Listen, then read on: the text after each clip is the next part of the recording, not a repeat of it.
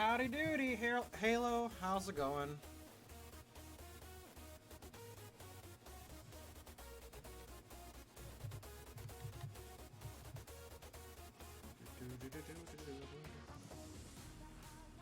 Okay.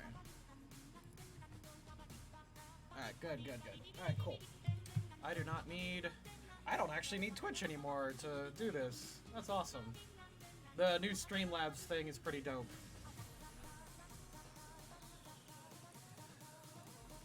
The only thing that really annoys me is I can't get the stream labels to work. Like, I'm trying to reset them, and it just ain't happening.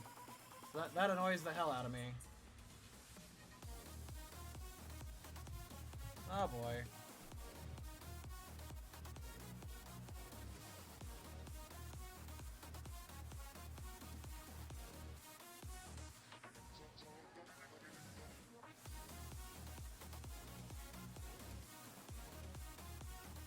Hello. Hello. How's it going, my friend? Hey, it's going good. All right. Well, it's nice to see you. Just letting you know, I am live, so don't say anything bad about Marcos or Ben, I guess.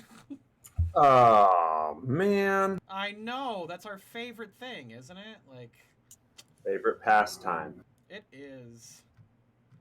It is our favorite pastime to talk bad things about Marcos and Ben. Dissing our friends. I spent many an hour thinking, man, that Marcos guy. Ugh. Can you imagine? Can only imagine.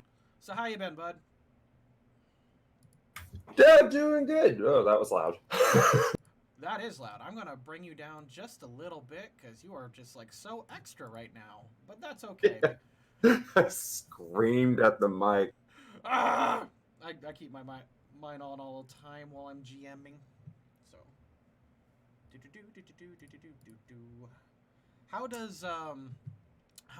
I sound? Do I sound okay? Just double checking. Sound wonderful. Aw, thank you. That's real nice to hear. Chad is saying hi to you. They're excited. Hello. They are excited. They miss the hell out of you guys. Like aside from peasant poppers, the number one request we get is like more Team Spit. It's actually and like 90% of it was like, "Hey, the Maglite guy was funny." Maglite guy. Yeah, that's it. Bring back the Maglite guy, or what? Oh my god. Oh jeez. What was I on about? Words fail me right now. You got a lot going on. Stuart and the community work together to make this one shot. Ooh! Oh yeah, they helped me out. Now Murdoch's is kind of I'm not gonna say cut and pasty, but Murdoch's adventure is kind of standard, if a little goofy. So don't be afraid to like just go like balls to the wall on this one and like hit the silly. What do I do? Anything else? I don't. No, I mean like no. You're normally like super serious and like really solemn. That's true. Yeah. And withdrawn. So, you know, I got to do what I can to drag you out of your little shell. So, you know. Thank you for doing your best, because I know I'm very introverted and I don't like to talk at all. No, not even. I just kind of have a script here I write for myself and just stick to it, and that's it. Oh gosh. Yeah, Allegan girl. Yeah, I really like that team sit spot. I can't tell. Now, Marcos is going to love his. Oh, by the way, do you still have the link to the original game, or do I need to send you a new link? Let me see. 1 second.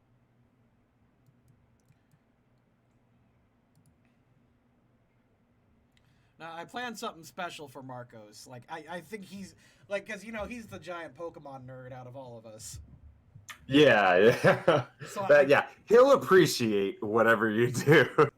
Yeah, no, he's gonna love it. He's gonna love it. His character gets a first in the series, and it's a silly first, and it's goofy, and god dang it, I kind of hate how it is. Cause,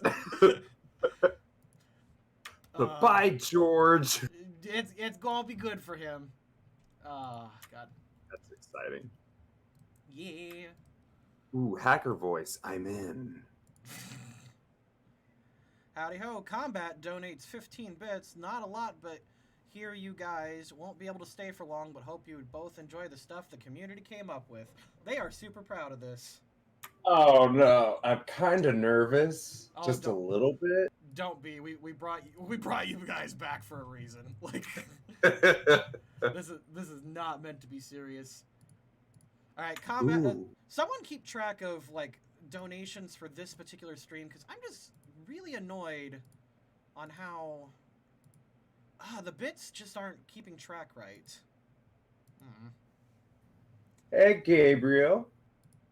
Hey everybody. How do I set that up? I So have to learn how to computer again. it says it resets in a day. So okay, we'll see if that does something. So the way I got it set up is do you see the Twitch right now? I do, yes. I just popped out the chat so I could shrink it when we get started and just have chat open. So like at the bottom of the screen, I got these three titles up: Bitlord, Omnishill, and Stream Boss. At the end of the at the end of the stream, whoever like donated the most amount of bits for that particular stream gets a vanity title in Discord, and only one person gets Bitlord, at a time. So Right. but the problem is, it's not resetting every stream. It's resetting every session, and I have no idea what the fuck session means. And I'm just trying to figure it out. Computers are hard, and internet is just as hard as computer. Right? So I'm guessing it says resets in one day. I'm gonna guess it resets on Sunday. So I might need to change this to a weekly thing. But I like it when people throw bits at me. It gets that reptilian part of my brain going. It's just Make it rain. I get you. yeah, it's like rewards and stuff. Here is reward for do good. Yeah, and my brain's like, here's all your serotonin for today, and I'm like, yeah, serotonin. Mmm. So good, or dopamine, or whatever the fuck the chemical is. I love it. I think you forgot to post the stream in Discord. No, we're still waiting for Marcos. I'm gonna drop in the link once we get Marcos in the call. He has to have his food because he needs to eat. Sustenance. Can't believe What a nerd. I hope Nothing bad will happen to the Maglite. Nothing. The Maglite is Eddie.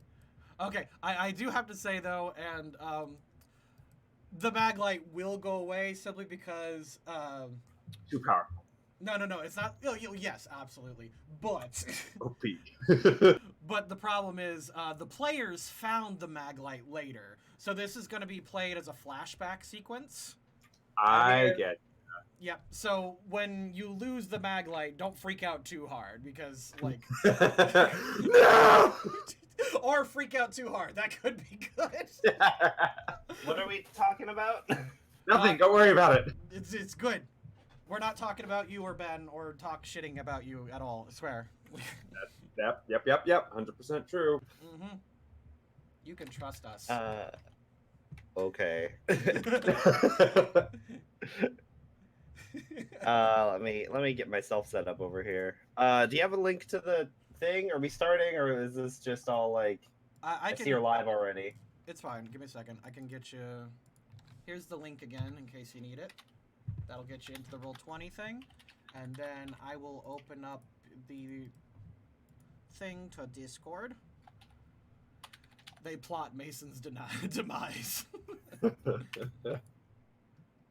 Mason will be fine. All right. I'm still without. If we're starting up literally right where we left off, I still don't have Napoleon. Yep, I know. So we are doing that, and what's going to happen is I'm splitting you guys up because remember Hoopa threw you in the portal. Yeah, and it's a random exit. Yeah, so you guys are gonna be split up, and then at the end of the session you're gonna get back to Looker or something along those lines. I'm not so sure. We'll see what the fuck happens, but that's my current plan, and I use that with quotations. Because we all know how good GM plans go. Yeah, Perfect. no, seriously. Okay. So that should be good to go. Otherwise, yeah, just got to get you in the game, and then we'll get started. Awesome. Give me 1 second. And hopefully we can get this done in 2 hours. I like making games nice and quick now, just keeping up with the energy and stuff. So like plot elements may seem rushed or goofy, but that's kind of on purpose because that's what Team Spit does best. Yeah, Woo! yeah. We do our best as quickly and efficiently as possible. Now, I haven't figured out an in-universe I figured out an in-universe reason to remove Alistair, but I don't know how to I don't know how to gracefully say, "Oh, he's okay. He fucked off somewhere else." Like, we'll need to figure that out. He's fine. It's probably fine. I mean, it would be like great if he like, because he was slowly going insane through the entire last session. Questioning all of his life choices, so it would kind of be. I love Ben. I don't wish misfortune on his character, but like it would be funny if he like ended up on some deserted island or something, or It'd like be fitting. I like just his entire day was not going well at all. Well, what I wanted to do in order to have him like exit gracefully, I wanted to do like epilogues or whatever, and like he would just be teleported back to his office, and he's like, "Oh, that's convenient," and then never do anything. The random portals just happen to take him exactly where he wants to be, and he's like, "Yeah, I'm good. I'm done." Yeah, that was. So in my head, he's back home in his office, but like explaining that to the audience is going to be like weird. Yeah, because he just has to write an email to everyone like, "Hey, idiots, it's me. I hope to never see you again. I will not tell you where I'm at, only that I'm finally safe from you." Yeah. I would like to say that it's idiot. Mason's perfectly fine. All right, let me open up that thing. Sorry, I was setting some stuff up on my end. I saw the Twitter post. Thank you very much. Yeah. Sign in. I also needed to make sure I had your chat up because I realized I did not. It's okay. They're just spamming game. sticks. They're just. That's fine. I loved. Okay. So my work did. We did like a town hall stream for all of our clients, and it was like a private stream. So we have all of these like huge streamers in chat, just like watching like us just talk about the state of our company and stuff. And it was just amazing seeing these like massive streamers being the biggest trolls in chat. Like they were just screwing with us the entire time and saying that we were muted and like that the stream wasn't working. Did they turn down their 4-watt setting? Because... You shut your mouth! You guys are jerks, and you hurt my feelings. I'm not a jerk. I literally was telling you what the pun was like 5 times, and you did not see it. It was hard. Hi, Crystal Lily. Oh, goodness. Okay. Oh, God, that's right. Wait a minute. Did I have a hoop? Hold on. I hit my head really hard, and I don't remember a lot. I have a hoopa? No, that's you didn't get the hoopa. You became friends with it and belly danced with it. Best friends also didn't want to die. Still almost did. God, well, also like you guys like killed every other hoopa in existence, so Yeah. We're just defying the laws of space-time here and unbalancing reality itself. But I mean, from what I've understood, it's already unbalanced. So like, oh yeah, it's pretty messed up. So yeah, so like, in the story thus far, it's like 1 month later, and you guys went into ultra space like at or what the Hoopa Nexus in like February. It's now like March 5th or whatever, and like stuff has happened. So I'll catch you up after the stream if you want. Oh boy. But for now, let's go ahead and get this started proper. Hello, everybody, and welcome to the Loading Crew and Friends play Pokemon D&D, because I got reported the other day for calling it Pokemon Tabletop in the D&D section. Oh my God. True You story. poor boy. That's.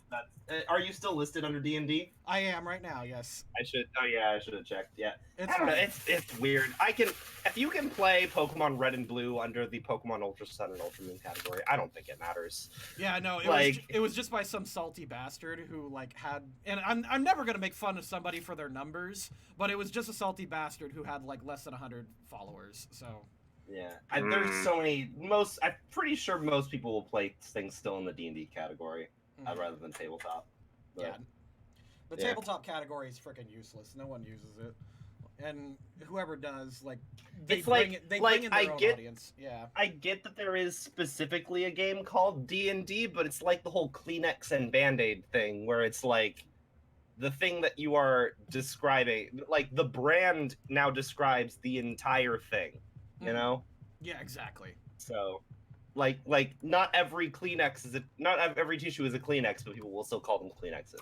Get me a first aid bandage. So last time we left off, our two heroes, well actually it was 4 heroes, but we are down to 2. We got some process of elimination going on. Why don't we introduce ourselves? Mason, why don't you introduce yourself first, and I'll actually show you where you ended up. Okay. I'm Mason Jones, not to be confused with Monkey Jones, apparently. I am the I keep telling myself I am the head of my own little division here for the International Police. Former Sinnoh League champion, former Frontier Brain, now current member of the Ultra Beast Task Force. Awesome. And then You're so good. we've got Murdoch, and I'll show you where you ended up. This map is dope. It's beautiful and terrifying. Oh, this looks fun. You could probably actually Good. guess what this island is called. So go ahead, Murdoch. Lightning. Let's say so. I'm Eddie J. Murdoch. I am amazing. And I got my ass handed to me. I used to be a security officer, but now I am the leader of Team Spit. Don't fight me on that. Fantastic. Unfortunately, the jukebox is all kinds of janked up, so there will not be any music. So we'll add that in post. I hope you guys don't mind. Ah, the ambiance. All right, fantastic. And we'll go ahead and start off. You know what? Who got thrown into the portal first? Was it Murdoch or was it?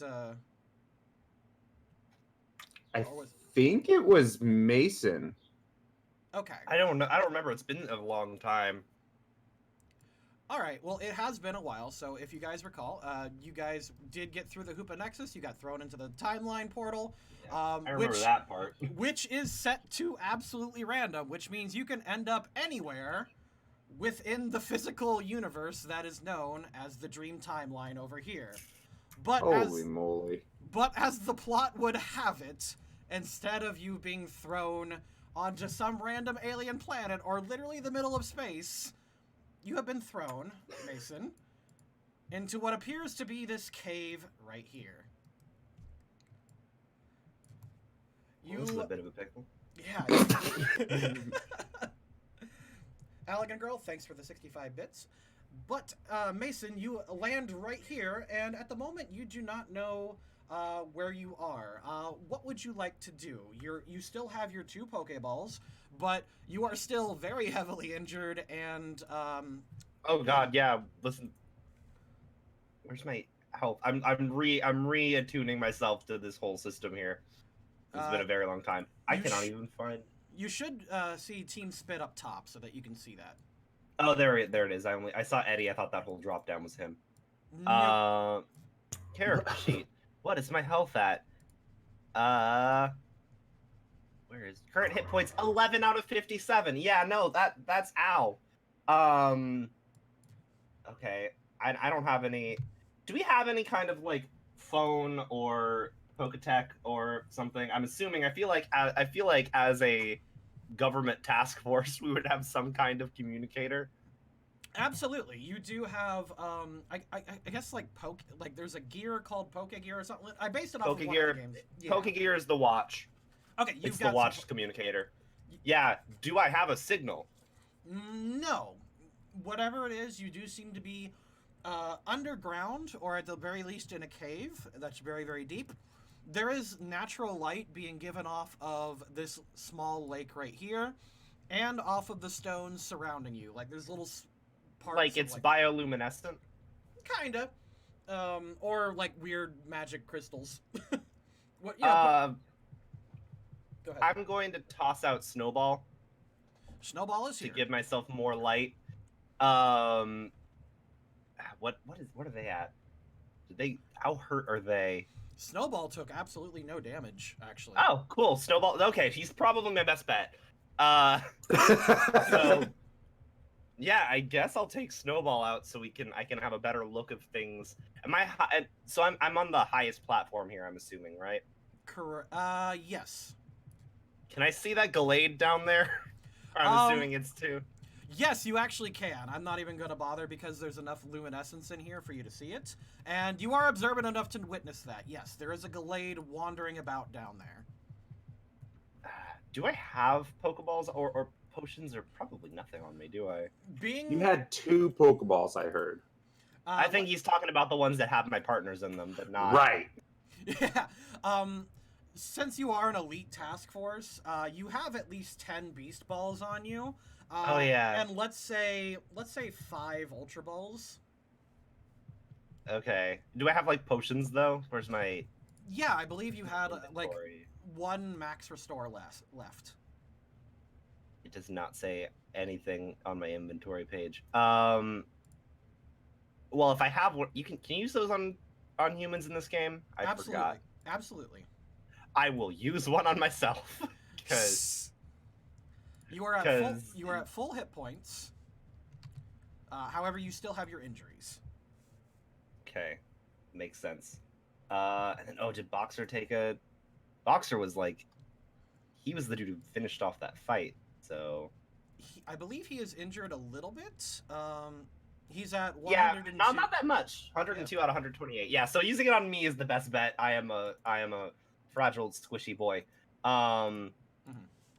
Yeah, I guess. Yeah. So we'll start moving down that way. I'm not gonna like. I'm not going to be like approaching it like too quickly because I don't want it to jump me because I don't know where I am. And I don't know, how long it's going to take me to get out of this place. But on the bright side, if there's a Gallade here, I'm assuming there is an exit because these things aren't exactly known for burrowing. Correct. So, great assessment. yeah, I'm just going to start making my way down towards the Gallade. You can move anywhere in this cave. I will let you know that between your expert senses and Pokemon know-how, that there is nothing else hidden in here at the moment. Cool. So I'm just gonna, me and Snowball are just gonna head over here. Alright, let me see if this Gallade notices you. Just real fast.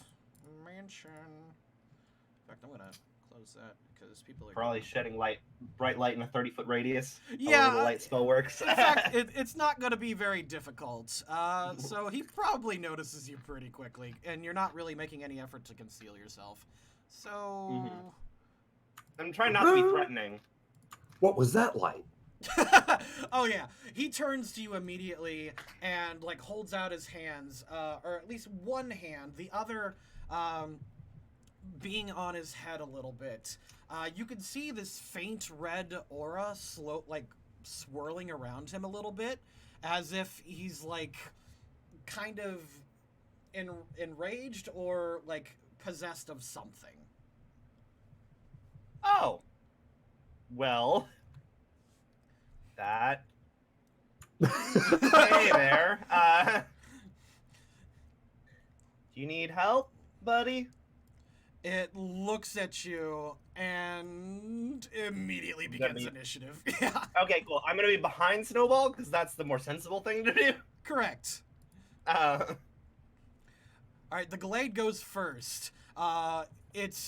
It flashes like this red aura at you, and then leaps out. Ah, spoilers! How dare you? Stop doing that. There we go. Sorry. Spoilers, stop! I didn't see any spoilers, so. Good. All right, he like teleports in front of Snowball. You know, Instant just transmission. yeah, just as like a movement option, and it uses Psycho Cut. Oh, that's actually not good for me. I forget, is Snowball part fighting? He's firefighting. Of course, because that's how that works. All right, There are other fire type starters. Exactly. He takes 39 damage. Okay, in retrospect, maybe having him out is not the best idea right now. Oh, did you already mark that down? I did. Okay, cool. Which do we have the? I forget. I put the bug memory in Boxer last time. That's how we finished off the fight, right? Correct. That might actually be better for me. Frick. I can leave Snowball out. I just can't command them both at the same time, right?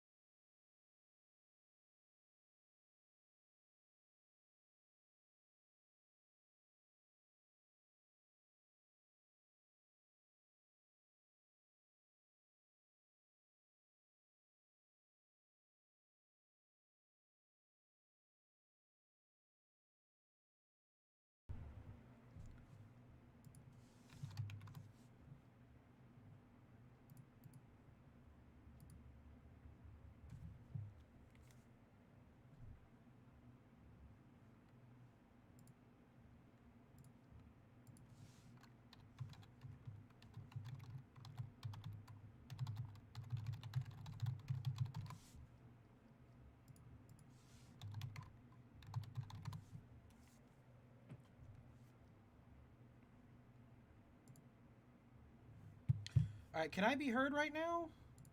Testing. Okay, so I'm being heard. We hear you typing. Am I talking? All right, there's just no desktop audio. Okay. This is stupid. Like, actually stupid. There's no reason why I should be... Okay. This is just garbage-ass headset for... Okay, it says connecting.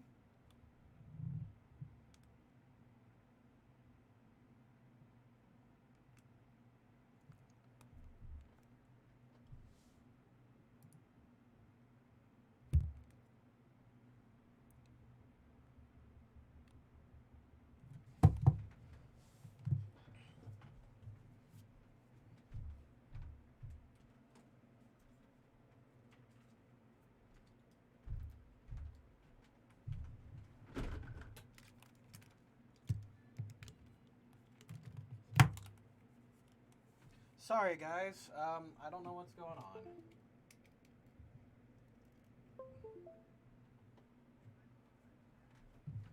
on. Hey, there we go. Hey, I'm hearing you. Life's tough. Wear a helmet. Can you hear me? Yes. Yeah. How do I put him back on the not map? Or actually, I want to send Boxer out anyway. Okay. So you switched to Boxer. I apologize about that. Before I sent him out, I was asking if before I sent him out, I was asking if I can still have Snowball out for the sake of lighting. Yes, absolutely. All right. So I'm gonna send out Boxer, and I can't command him this turn, right? Actually, it's the top of the turn order. You can command him. Jojo, put that down, and then I need you to leave the room. Daddy's streaming right now, okay? So... I love you. Shut I the like the noise. mystery of what it was. put that down. You put that down. Jojo, what do you have? A knife. No. That does sound like JoJo, though. I love that meme. Okay. So, Boxer's going to be. I'm going to toss out Boxer, and he is going to use multi attack, which would be Bug, right? Yeah, we put it as Bug type. So yeah, that's the last memory I had in him. Go for it. So roll for physical. Correct. It should be, if I remember right. Click the button. I clicked the button. Did a thing happen? The thing did Yes, happen. multi. And Jesus, I forgot how strong Boxer was. Oh my god. No, yeah, no, he's a nightmare. Oh my god. Like, is he really that strong? He's not buffed at all. He's just that goddamn Well, strong. it's a scene move, so I can only use it once per battle. Gotcha. And yeah, that just KOs it like immediately. You just one shot this Gallade. The giant X.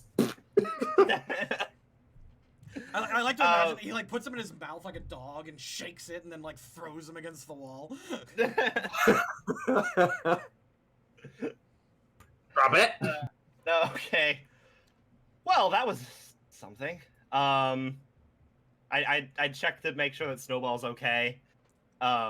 Which like he has a lot of health. He's probably. He gives a pound to Still his hold chest. Yeah, he's totally cool. I'm gonna go over and inspect the Gallade and see what was up with them.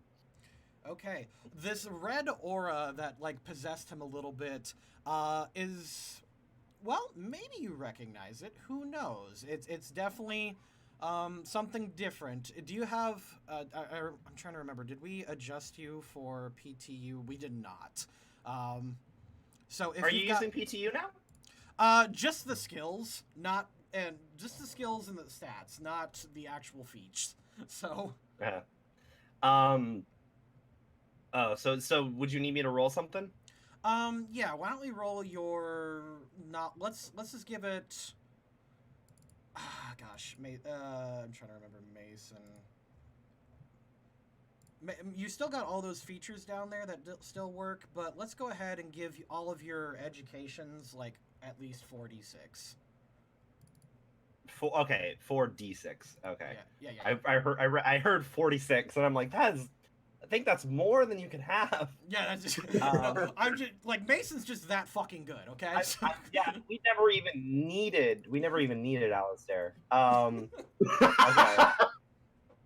Where is my? Okay. How do I roll just a dice? I forget how to do that on this system. It's been a while. The dice roller is still a thing. So Yeah, I'm top trying left. to remember how to top left. Oh, there it is. I Roll 4d6s. Roll. Oh, Ooh, That's fine. That was my. Okay. I just rolled that to show you. Yeah, you know this. Okay, this aura is unlike anything you've seen. It's not like a legendary god aura. It's not like any sort of like natural aura within a Pokemon. In fact, when the aura leaves him, part of it sinks into the ground itself, and the other part kind of heads back to the lake. Like it starts like floating towards the lake and then dips in it. That is a bit strange. It's his soul. What have you done? It's definitely not a soul. Oh, okay. As concerning as that is, I'm not entirely certain I am equipped to do anything about that at the moment. I'm going to keep that in mind though for later, in case we need to. I forget. Can you catch unconscious Pokemon in this? Do you allow that, or do the Pokeballs not work? It will not work. It's like a humanity feature. Like you could accidentally kill it, but you can revive it and attempt to catch it or befriend it. Do I have a? I don't have any revives, but I guess I could just do a medicine check or something. Sure. that'll work. CPR. Yeah. Yeah, CPR. Sure. What would that be? Because I don't know what any of my skills are right now. How about medicine education? And you could just roll 4d6 for that because we just gave. Okay. Oh yeah, because we just said 4 in all my educations. Okay, sure. Sounds good. There we go. Oh, nice. Oh, that's really good. That's really freaking good. You revive this thing. It's at like 1 hit point because Boxer just like wrecked this guy's face. But he does get up, recognize you. He like holds his hands into like a knife hand defensive position for a second, but realizing that you are trying to help it, it lowers it hesitantly, but like immediately. Like immediately, like as soon as it sees you. You know what I mean? So I'll just be like, it's okay. It's okay. Are you sorry about that. Do you live here? Is this your home? It holds up a single hand and like rocks it back and forward, like, kinda.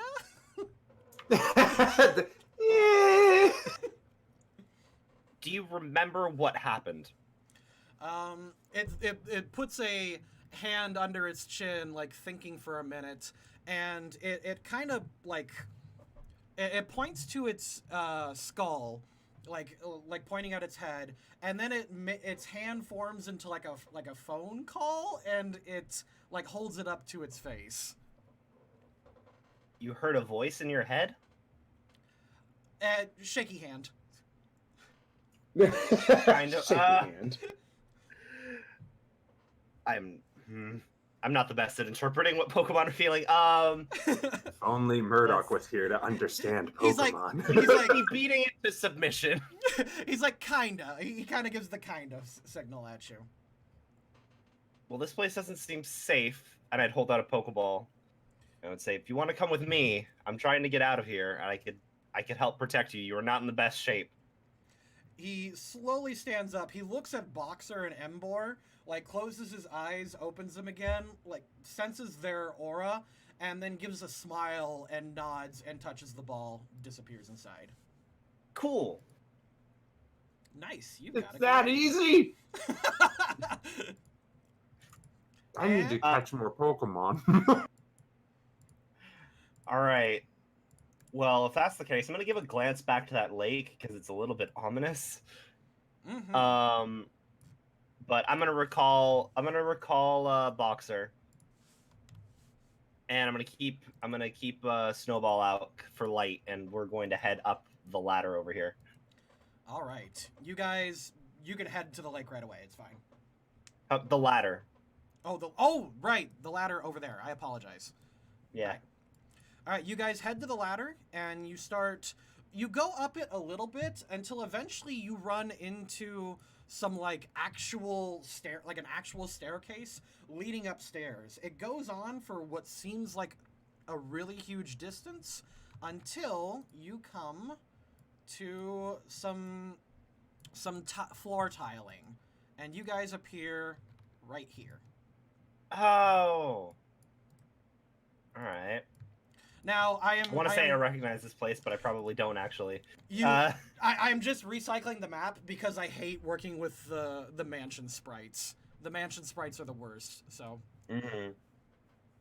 All right. You appear there. You see an individual who appears to be spying on something. But we're going to take a break from Mason for a second.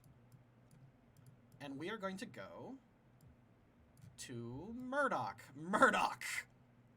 Me. You are flying throughout the cosmos, by your hair, of course. And you see the entire universe pass across your eyes. You're flying past alien planets with life on them, teeming with things you don't recognize. Not that you recognize most life anyway, but until miraculously you land back on what we call Earth, I guess, and you start flying towards Utopus until you land face first in the ground on this mysterious plot of land right here. Ow. You Gonna just lay here for a minute.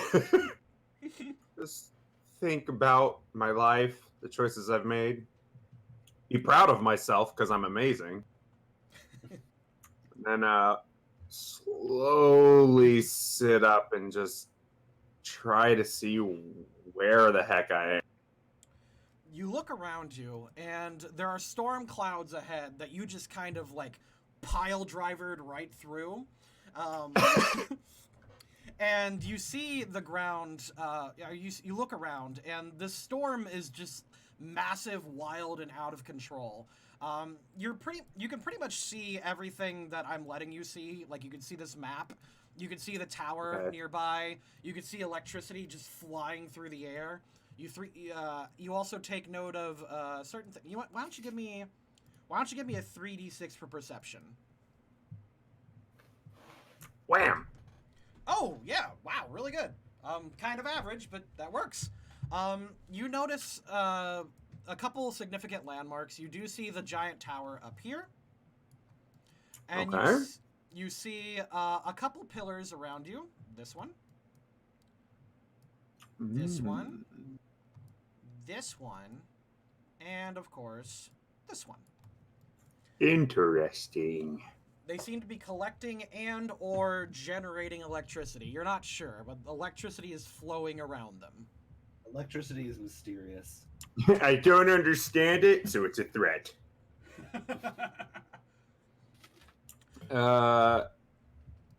Take a look around, and then I have and I quickly check my pockets, check Maglite, Pokeballs, the things inside them.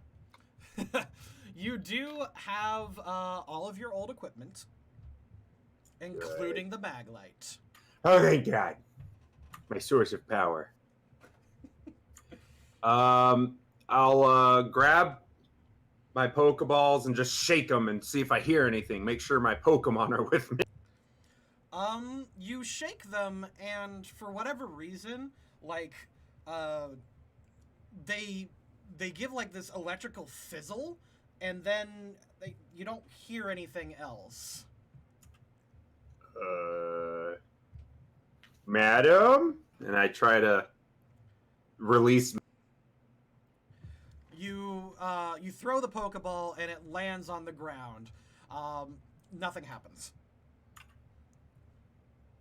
My babies. Oh, God. I pick up my Pokeball, look at it very dramatically, and then I look around at the island again. Don't worry. I'll save you all. I'll get you out of there. And I put it back on my belt, pocket, whatever, holsters. And I guess I'll start heading towards that tower. Looks like someone might live there. All right. You start. You'll just follow the basic path, exactly what it Yeah. looks like. I'll let you go ahead and move how you want. Sorry.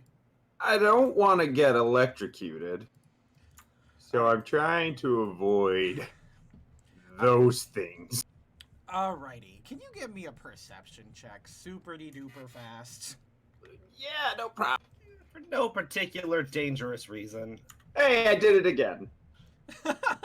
All right. You notice this electrical spire here, and it sends as you're getting within its proximity, a lightning bolt shoots out and hits the steps.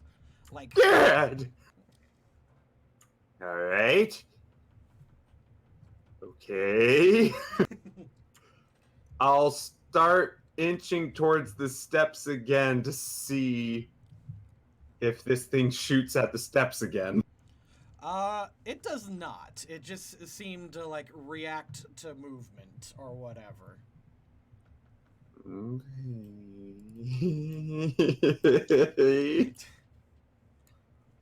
I'm a little nervous because I'm really hurt.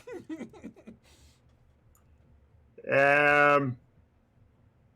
Can I try and pick up a rock or something and Yeah. throw it at the step? Absolutely. Yeah. Okay. You throw a rock at the spire thing. It hits it, and it hits this little, like, sigil that was kind of hanging on it. The sigil falls off and hits the ground. When it does, a lightning bolt from the sky strikes it. And from this, like, it obliterates the stone in its entirety. And replacing it is now an Electros. Hey! Kind of back up a little bit, but then I puff up my chest with all my wounds. Hello there. It God. it strikes fist upon fist, generating more electricity. It holds out a hand and then like does that little kung fu beckoning thing.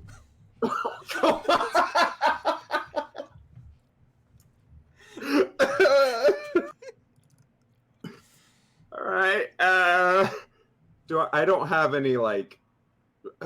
I'm Eddie. Of course, I don't have healing items. All right. So I see this. I squint, give a little smirk, nod, and I'll take Madam's Pokeball and chuck it at him. It hits him on the side of the head, dealing 2 damage. And then I will like run as soon as I throw it to like distraction, rocket sand. Yeah, he's going to react to that. He's going to charge forward and hit you with a Thunder Punch. Oh, Which I'll be fine. you actually parry. Yeah. Like, surprised by your martial prowess, he turns around, assumes the fighter stance, and goes for next round. Your turn, Murdoch. Nani? So as I parry this electric punch, I do like judo chop to the back of his neck sort of thing. All right, sure, go for it. Roll, do you remember how to roll stuff? Yeah, I click the physical button on my moves.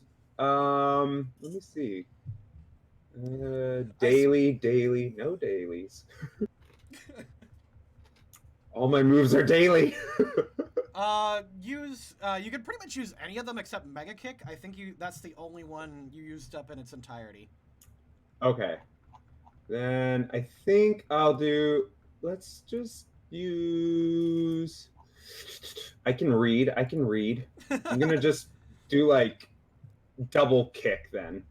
So I guess rather than my judo chop fist, I like lift my leg really high. I have so much flexibility, and then bring it down on him. For a chunky boy, yeah, that's really good. Yeah. He is a husky man. Oh my god. Okay. So the way this, So the way this works, actually scroll down. There, you should see double kick there again, and then you could do it from there. Oh, okay. That's from I remember. All right, Yep. Let's see where. It even says in effect, "Do not click this." Whoops. That is fine. Okay. You know what? That works enough. So, and he does not have enough physical defense. That's amazing. You do an axe kick, bringing it down on his head, and then once again, with the momentum of carrying down, you do a spinning back kick, smack him like in the back, like the side of the head again. He goes flying and then disappears into a poof of electricity.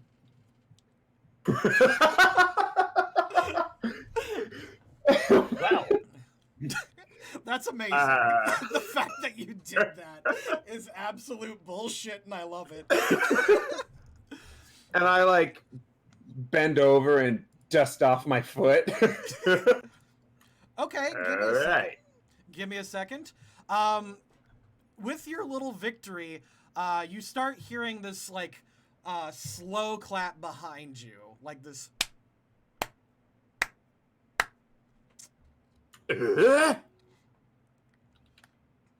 I will try to do like a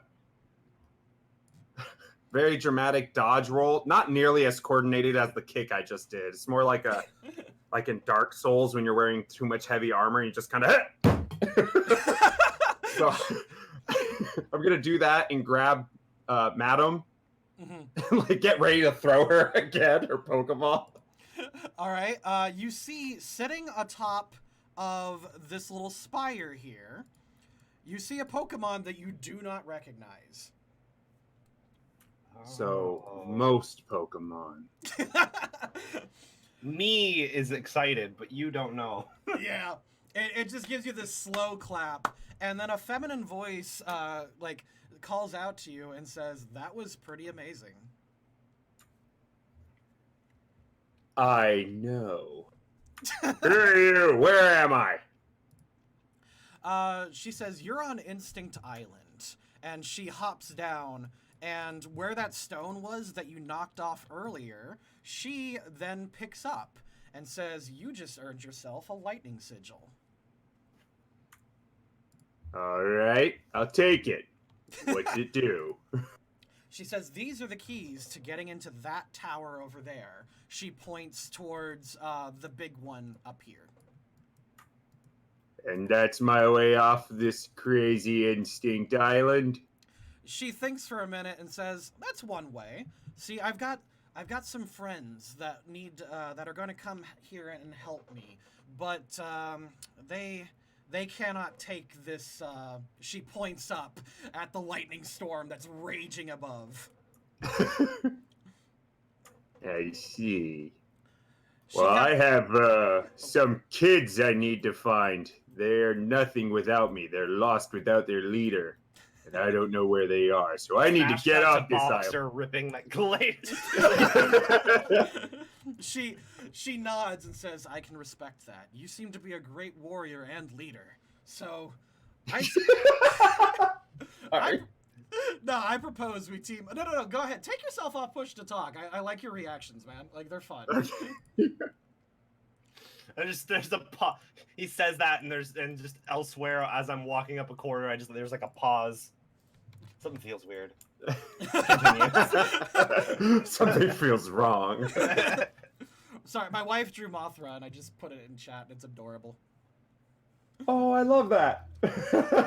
So cute. She's doing Godzilla. Anyway.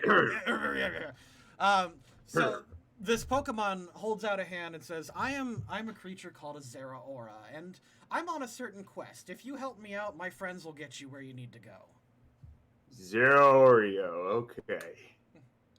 And tell me, Oreo Zora, do you have any means of healing my wounds? She goes, "Yes, actually." She reaches into a small pouch, like at her hip, and she. Hey, no sudden movements! She reacts, like surprised, like her eyes open wide, holds out, like she turns like a quarter turn towards you, and opens the knapsack at her side. I like put my hand back like I have a gun, but I'm just holding onto my mag light. She goes, it's cool. Here, inside, there's some healing items. All right. Thank you, you. Thank you. And I reach in, and I'll take one and heal up. All right, you heal up to 100%, and she's like, "You look pretty banged up too." And she says, "There are some bandages in my pouch. Do you mind if I just take a look?" All right.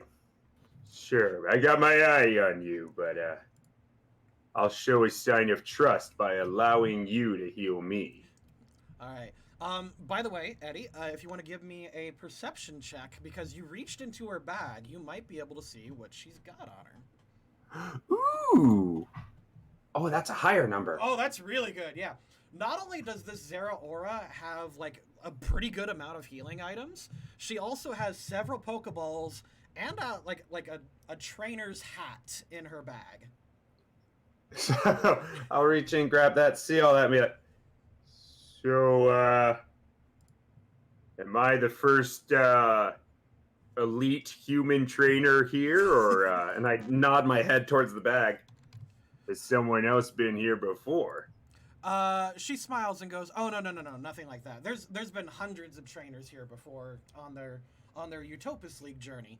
Do you know about the Monarch Islands?" Of course I do, but just in case, and I'll pick up the little Madam Pokeball and shake it a little bit. But Madam here doesn't, so why don't you fill her in? She goes, okay. So, exposition dump, essentially speaking. You know about the 8 gym badge run, right? Like typical Pokemon adventure. Yes. Oh yeah. Okay. Typical. Yeah, you're doing your 8 gym badges. All right. So Monarch Island is unique in that you can challenge the gym leader directly, but if you do one of the 3 islands, like Valor, Instinct, or Mystic Island, you can get like a special item to help you fight the gym leader. I see. I get the naming convention. I see what you're doing here. See, I'm clever like that. So he's got brain. Of course. it's I was big gonna thing. say, of course. Eddie would be Team Instinct, but I think he would be Team Valor too. Valor would work for him. So she explains that, part of the challenge of Instinct Island is going around collecting the lightning sigils, and if you do that, then you have an easier time collecting the item that you need in order to, fight the other gym leader. So I need to go fight a gym leader to leave this place, cause No. I do. She's like, I get the confusion, but no, you get another fight before you do that fight. There's a lot of fighting on this island. She thinks retrospectively. and he just kind of again smirks and goes, "Oh no, that's terrible news." She goes, "Good. However, while on this island, you can't use your Pokemon. It seems like the electricity in the air short circuits most Pokeballs." Are they okay? Oh, absolutely. We wouldn't set up. They wouldn't set up a gym challenge like that and hurt Pokemon purposely. All right. Yeah, I don't know what all these trainers and stuff do. I focus my life around the law and enforcing it, and justice, and enforcing justice, and enforcing my law and justice upon those I deem necessary. You sound like a very important person. I definitely am. All right. So I just need to go up to these other electrical pillar thingies and beat up whatever's inside them. Absolutely, she says, fist in palm. All right. Okay, I can do that. No problem. Easy peasy. So this electricity, I'm not gonna die here, right? Because I just came from fighting some hula hoop or whatever. She thinks for a moment and says, "All right, you seem really, really strong. Probably stronger than me," she just shrugs. "Why don't you do the bulk of the fighting? And do you have any sort of, like, metal on you that might..." I reach and pull out the mag light. She thinks for a minute and says, "You may not want to hold that here, or at least conceal it or something." Oh. All right, because metal and electricity are like, The Breath of the Wild little electricity flash starts. Yeah. All right. I guess I could put that just kind of, he's like looking around. He doesn't have a backpack. He just has his like belt and holsters. So he's like, I can put it I guess I'll just leave it here for now, and I just put it back on my belt. She's like, "Okay, that works. I mean, she just holds up both hands. Just an offer. I can hold it for you. I can resist electricity probably better than you could." I like look at her with like a "how dare you" kind of look, but then eyebrow goes up, look at the mag light, pitiful look in the eyes, and he takes the mag light. "I don't want anything to happen to this," so gently, slowly hands it over to Oreo. I like that name. That's okay. She's like, "I like this name, Oreo."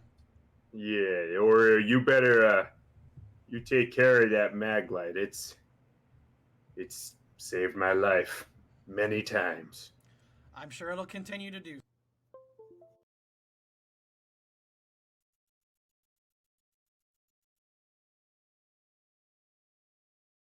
You did. Am I back? Yeah, You're you're back! Okay. Jesus, I need new equipment. I need an adult. All right. So she takes it and says, "Yeah, I'm sure it'll do just that." And back to Marcos. Whee! Meanwhile, before. Meanwhile, Marcos, you see this individual looking in at a scene in another room. He hasn't seemed to have noticed you yet. I will. Is it brighter up here? I'm assuming. Yeah, Snowball can. 'Cause we're in an actual mansion. Mhm. I'm gonna withdraw Snowball then. Snowball is withdrawn. And then I'm going to. I'll like make my way up here. And be like, just very quietly be like, "Excuse me." The guy turns around and just quick he's about to shout but then his sarcophagon or whatever this Pokemon is, Cophagrius. so Cofagrigus puts a hand to his mouth right away.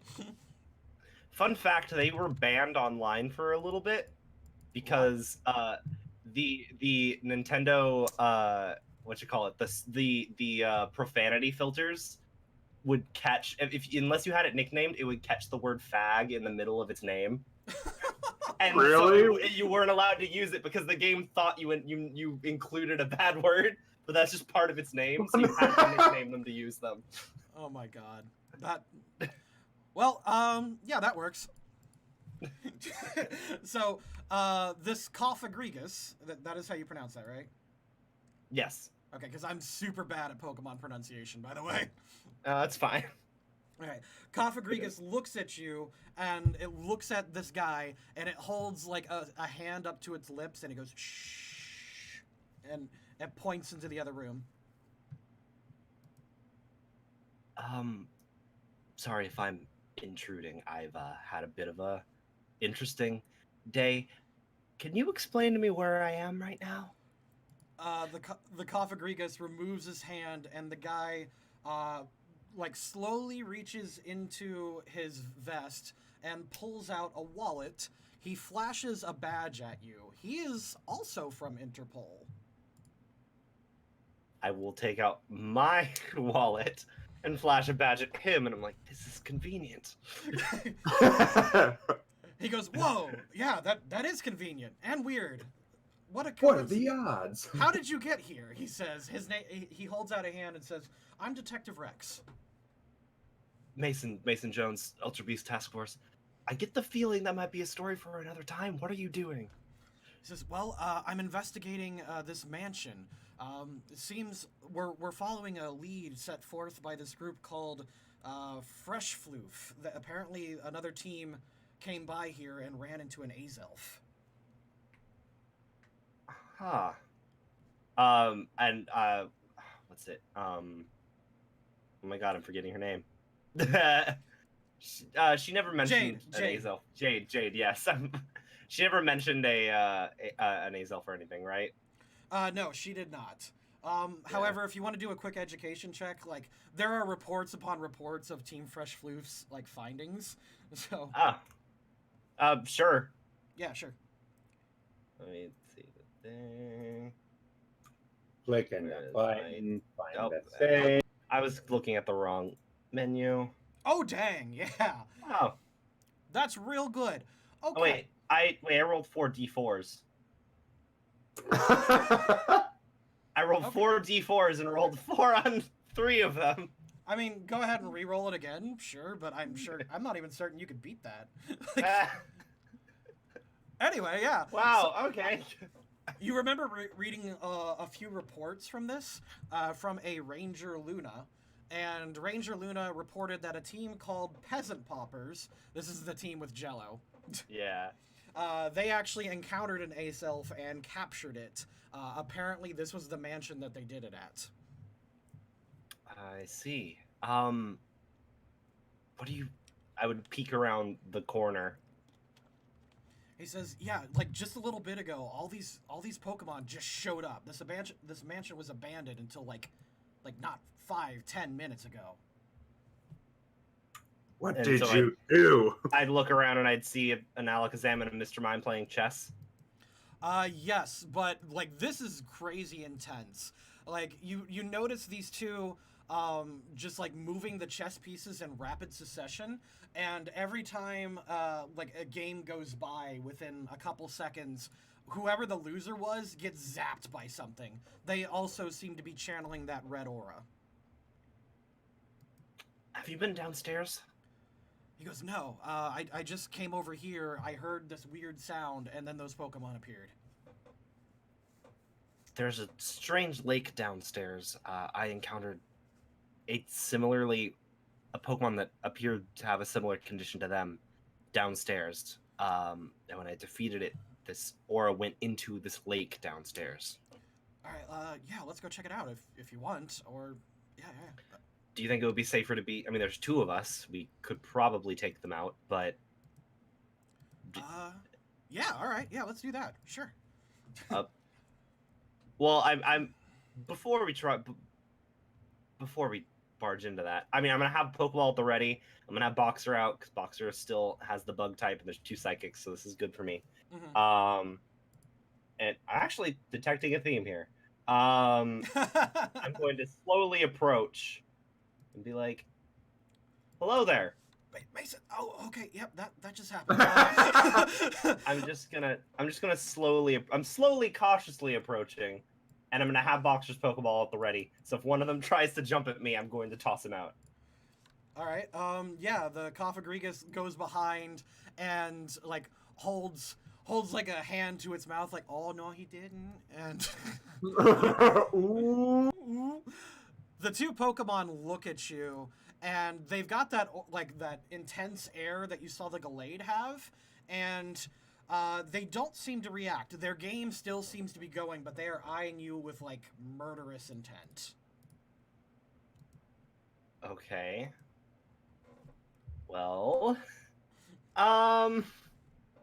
So you just walk I'm gonna- up and just slap the board and be like, checkmate. table flip. Yeah, run over, flip the table. No, that's if Eddie was here.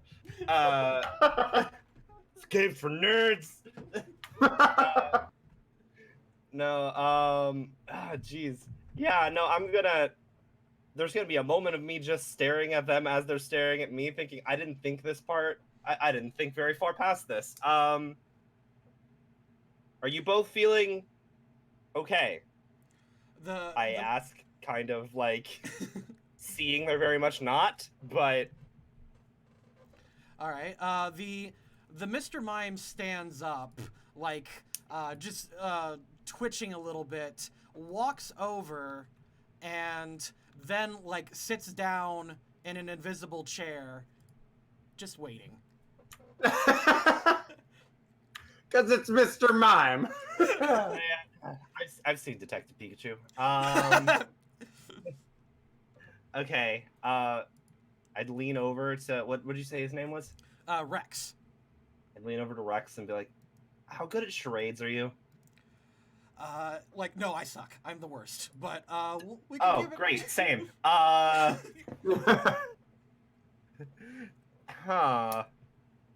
Okay.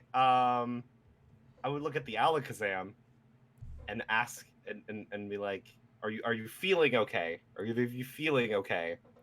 The Alakazam like strokes its whiskers, floats its 2 spoons into the air, readjusts the chessboard, and then like just starts like tapping his fingers, you know, like one at a time, like cascading finger taps onto the table, and looks at the other end. I think I get it. I'm gonna move over here And play and checkers. sit down to play chess. The Mr. Mime, like, the Mr. Mime, like, reacts wildly, like, throws its hands in the air and, like, starts, putting a hand to its mouth and, like, hooting and hollering, like, you know, completely silently, of course. It's a mime, yeah. Yeah, cheering for the Alakazam. Okay. Rex looks at you and goes, "Are you about to play chess against what is basically a supercomputer?" You know, this is not the weirdest part of my day. So, so yes, that's what I'm going to do. All right. Do I I have got literally no plan for this, but White moves first. should I just roll education? Sure, go ahead. Just to simplify this so you don't need to actually pull up a chessboard. That would be hilarious. We're now playing a different game, motherfuckers. It's a 9. All right. You move. So I win, right? That's how the game works. I win now, right? You move a pawn forward, and the the Mr. Mime just like quietly slams its hand on the table and just laughs like hysterically, absolutely silently, of course. But then the Alakazam moves a knight into a different position in a completely unexpected way. Okay. I'm gonna continue just making moves. All right. You move a couple pieces around, and you're playing against this Alakazam, and you're doing okay for what it seems like. As you're doing this, the Alakazam's like red aura flares up a little bit, but calms down every once in a while. The Mr. Mime, however, is just watching intently, and his aura seems to be dissipating. Does it look like it's like transferring between the two of them? If anything, it looks like from the Mr. Mime, it's getting less and less intense, like it's chipping away and falling onto the ground. Meanwhile, the Alakazam, he doesn't gain more, like there's no telegraphing that more is coming to him, but his is just getting more and more intense as the game goes on. Okay. He's gonna go Super Saiyan on you. Gonna continue. That's 13. All right. He grabs one of his spoons and then moves a piece. So I'm just adding another d6 to it. He has at this point captured about half your pawns and one of your major pieces. You, however, have captured 2 pawns and that knight he moved earlier. Okay. I'm actually surprised that I'm sort of holding my own. He goes, and every time you make another move, go ahead and you roll again. The Mr. Mime gives a silent clap at your unorthodox strategy, and he picks up his chair and moves closer. Rex is His invisible chair. His invisible chair. Rex is kind enough to move out of the way, as Mr. Mime has completely switched over to your side, apparently fascinated by your tactics. I love Mr. Mime. Have you seen Detective Pikachu, Eric? No. You will love him even more. That is a great movie. It's a great scene. Okay. Yeah, I'm just gonna keep going. All right, Mr. Mime grabs, Mr. Mime, Alakazam grabs his second spoon, now kind of like dropping the weights Rock Lee style, and begins moving more pieces. Oh God. Oh. He has captured your queen and is now looking smugly at you, holding a massive aura that has just grown within him. Mr. Mimes is almost depleted. I have no idea how he just did that. I could have sworn he was not in the position to do that 2 seconds ago. Yeah, see, RP that. RP that. Look, it's a turn-based game. I didn't. Okay. He caught. A little troubling. No, I'm not saying he cheated. I'm saying wow. Okay. I didn't see that coming. Not accusing him of cheating. He looks at you and rubs his whiskers proudly and looks at you intently again, eager to get back in. Okay. I'm not sure what's gonna happen if I lose. That's an 11. Yeah. He then captures a rook. His aura is getting bigger and bigger. Meanwhile, Mr. Mime is looking worried at you, along with Kofagrigas. I'm going to have Boxer. I'm going to let Boxer out. Just gonna chill next to me. Hey, Boxer, just go For stand no reason, behind no reason, Alakazam. no reason in particular. I just kind of want you to be hanging out. Just gonna be hanging out. All right, we're moving another one. All right. You capture one of his rooks, and he's now like getting annoyed that like he didn't see that one coming. Because you're just moving, like you're just making some crazy ass moves, man. They're really weird. He does not capture anything else this turn. He actually just moves a couple pawns around. Or a pawn, sorry. You know what I mean. My human logic eludes him. My human brain. Oh, never mind. You put your king in harm's way, and he is about to call check on you, but then he hesitates. Like, it couldn't be that easy. Yes, I have. Go ahead. I have more plans. No, I'm realizing. Oh, I just left myself wide open, but he thinks I'm bluffing. I'm gonna roll again. That's better. We'll call that like a bluff roll. He stands up. Oh, okay. Yeah, no, that's fine. That's fine. I thought he was gonna roll. Oh, okay. Oh, you capture another rook. Actually, you capture his queen. Like you completely threw him off his game. You're just so brilliant. All right. No, yeah, I am definitely trying to bluff like I am doing this intentionally, but I am aware this thing is way smarter than I am. He kicks the chair back and stands up, the red aura causing him to grow a little bit. But he still hasn't done anything hostile yet. Freaking Dynamax. Okay. Well, make another move. You capture a pawn he was trying to turn into a queen, and he starts to get frustrated. He puts down a spoon, scratching his head, and moves. He moves another pawn forward. Let the Wookiee win. That's 12. You make another goofy-ass decision that just baffles him. He throws his spoons away, completely abandoning them. What's up with the Mr. Mime at this point? Mr. Mime is now, like just sitting there looking between you, sweating bullets. The aura... But, like, yeah. The aura. The aura completely gone. Okay. So you can defeat it with the power of chess? Okay. Shit. Okay. If only I brought my deck of Yu-Gi-Oh cards. Okay. My wife and I actually used to run the pro circuit. Like, did you ever do that? No, I've played like in a couple Pokemon tournaments, but not Yu-Gi-Oh ones. I'm just saying this sounds like a Yu-Gi-Oh ass situation, and where a random, unrelated game seems to decide. Part of the chess pieces. Yeah, I mean, in Season 0, I don't know if they ever played chess in Season 0, but they played a lot of random shit in Season 0. He made up a new game every fucking chapter. It was brilliant, actually. Yeah, Season 0 was really cool. Okay, 13. He sees another... go ahead.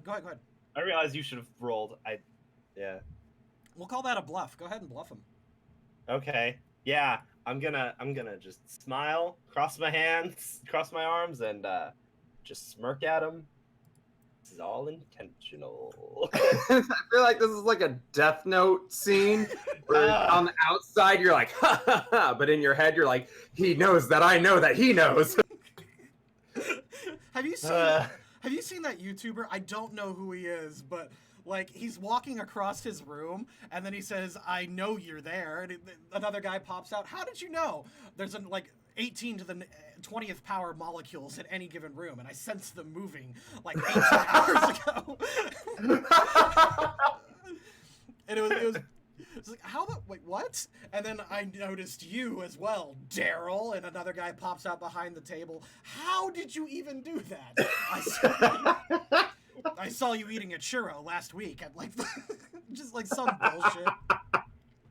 That's Death Note logic. Exactly.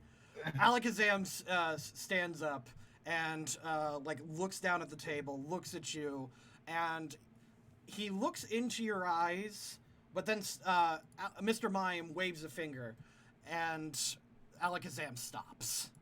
No cheating. Ooh. Oh, he was gonna look into my brain. It just would have confused him more. He moves his king into a semi-vulnerable spot, and then he stops. Okay. Bait and switch. Don't fall for it. So, I'm also going to pull a Scott Pilgrim, and as I am making my move, because I'm realizing now that he was going to try and do that. As I'm making a move, I'm also going to be trying to think really hard about making a different move in my head. with that whole, flip, Voltorb flip, yes. With the whole like, oh, I only thought really hard about putting soy milk in that cup in my mind's eye or whatever. That's what I'm gonna try and do. Now that I realize that's what he's doing. That's a brilliant strategy. Go ahead, and I will give you 66 roll on that. Okay. Oh. Well, I didn't hit the right button there. You divided by 0. You just pick up your king, throw it off the board, and start smirking. There we go. You formed the jumbo Chessatron. Yeah. He looks at you and, seeing this new move, looks and his eyes glow. He then smirks and moves his king again. Give one more roll. 6 or 4? Give you 6. Okay. Your bluff absolutely worked. Oh my god! You put him in checkmate, and he immediately slams the table, flips the board, Yes. grows a size, and that's initiative. Good. Nice job, Mason. Okay, so I don't know if I should be proud or terrified, but I'm gonna go with proud. The Alakazam goes first. Jesus Christ. He grabs his spoons and then lifts you into the air, all Darth Vader. Oh.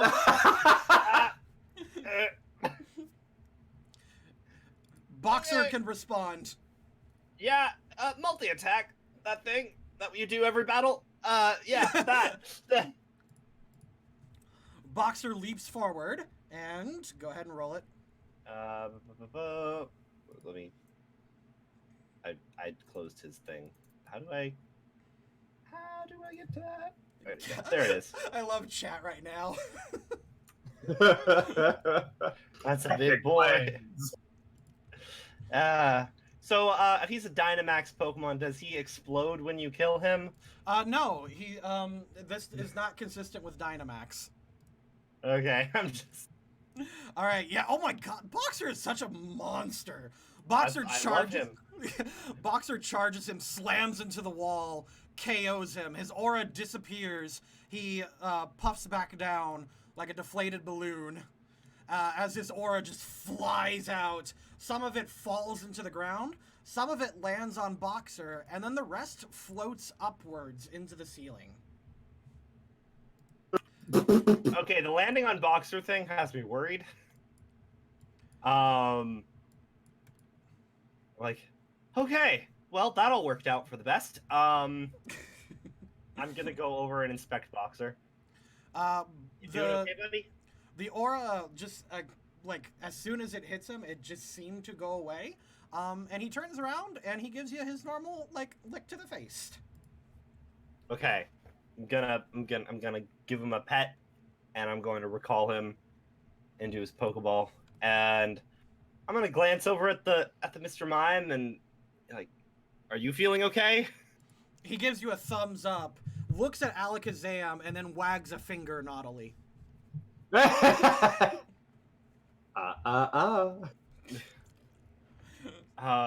Okay, so I'm gonna look at Rex and be like, so I have very little idea what just happened, but it seems to have worked out.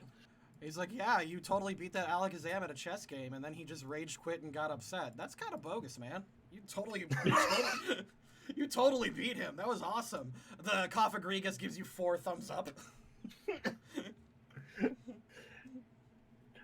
That doesn't really answer any of my questions about this place, though. Well, it clearly seems like, you know, since something new happened, like, you know, it's calling Pokemon and having them react to the area. I have no idea. Like, I came to investigate the legendaries here and whatever this building was. I don't know anything about any kind of. So they said they encountered Azelf here. Did they know that was it living here, or was it just kind of in the area at the time? It appeared to be living here. They said it came from a lake. Wait, you said you found a lake at the bottom of the basement, right? Yes. Okay. Putting 2 together, 2 and 2. I'm making 4. He's like, I'm willing to bet, and as he's saying making 4, his Kofagrigas is like doing all the math in his hands. He says, I'm willing to bet that lake you saw down there is probably his old home. This is probably some kind of place of power. I'd imagine. I'm thinking there was something that he was guarding or guarding or taking care of. Guarding. I think there was something that he was either guarding or taking care of, and now that he is not, it's leading to situations like this. That's a pretty big think you got there. I agree. That's some big think you got. I'm gonna. Are you good with medicine? He goes, yeah. I got this. You want him revived or taken care of? Yes. Yeah. Okay. Yes, we'll revive him. He goes up and he applies some medicine. He breaks a revive and like whiffs it under his nose, and the Alakazam is conscious again, rubbing his head, and he looks at the 2 of you, realizing what he does. He puts his spoons down in front of you, does a deep kowtow in an apology. It's okay. I don't think it was entirely your fault. Now I'm gonna like pat him on the head. He impales himself with his spoons. No. He looks up like those goofy hanging anime tears, and he's like, really? Not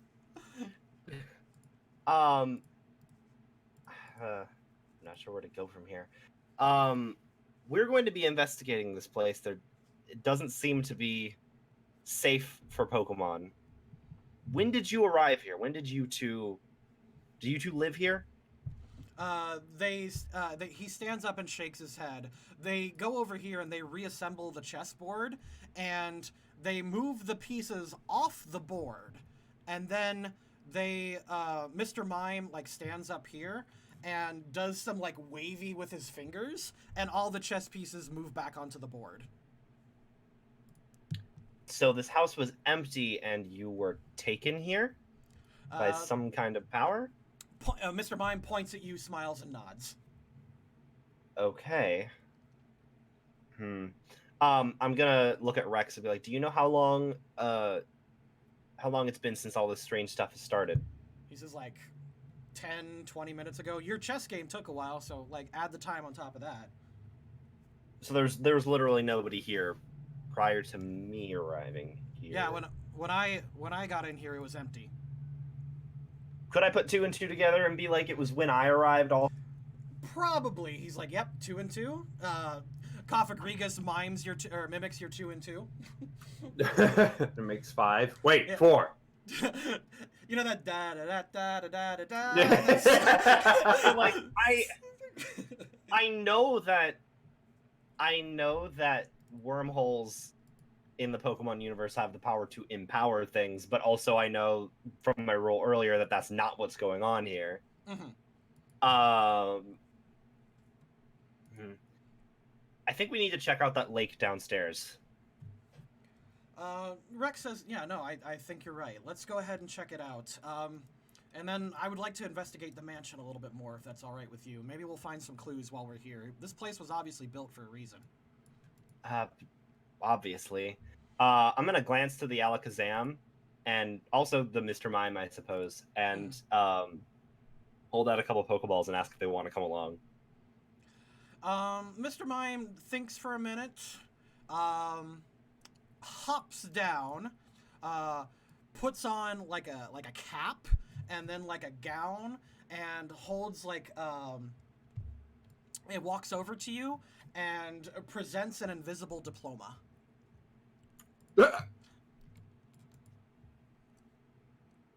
I will take the invisible diploma. He disappears inside the Pokeball. Okay. He just graduated chess school. And I'll look at the Alakazam. He thinks for a minute, and he puts the spoons on the table, and then shakes his head hesitantly. And he gives you one of his spoons, and he holds a spoon for now. Okay, so he's not coming, but I have one of his. He's not going in the Pokeball. Correct. That's exactly. Okay.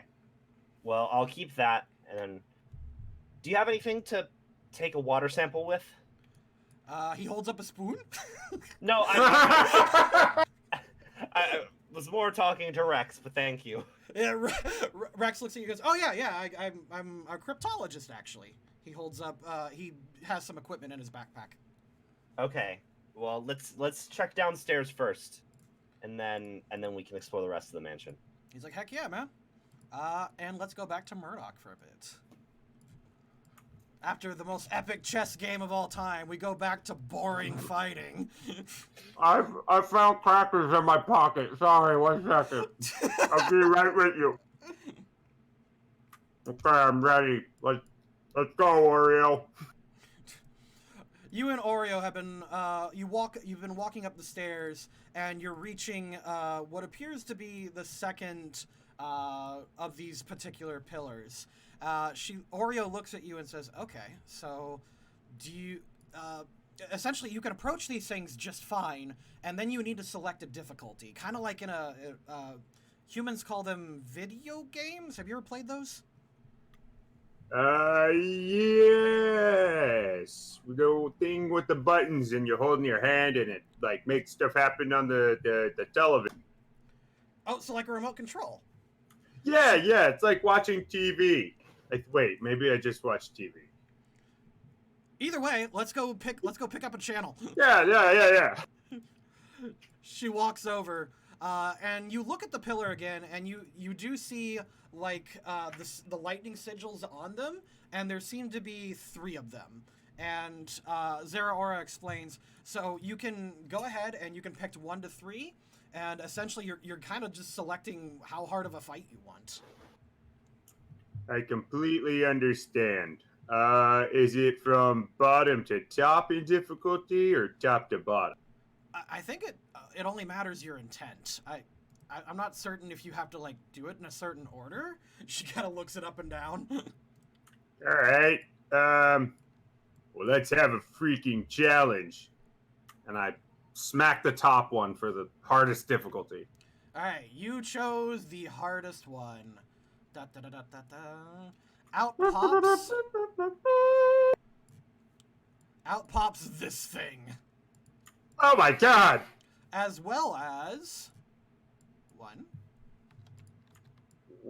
2, 3. Oh, well, rip. Oreo F in the chat. Oreo steps back and goes, "Oh, sweet dear Arceus, I guess." Okay. Okay.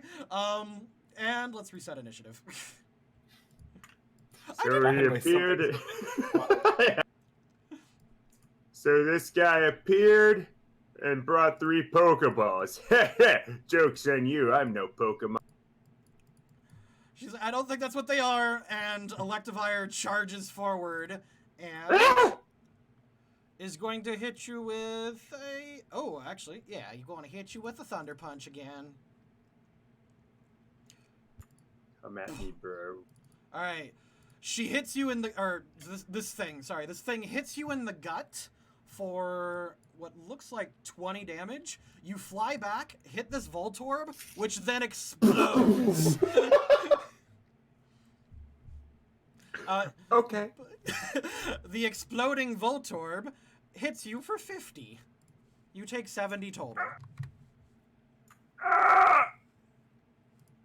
And Ow! gain an injury. Yeah, I figured that was something like that. Oreo says. She goes, you got this, or you want? What do you want me to do, man? I got this. Don't worry. I'll be fine.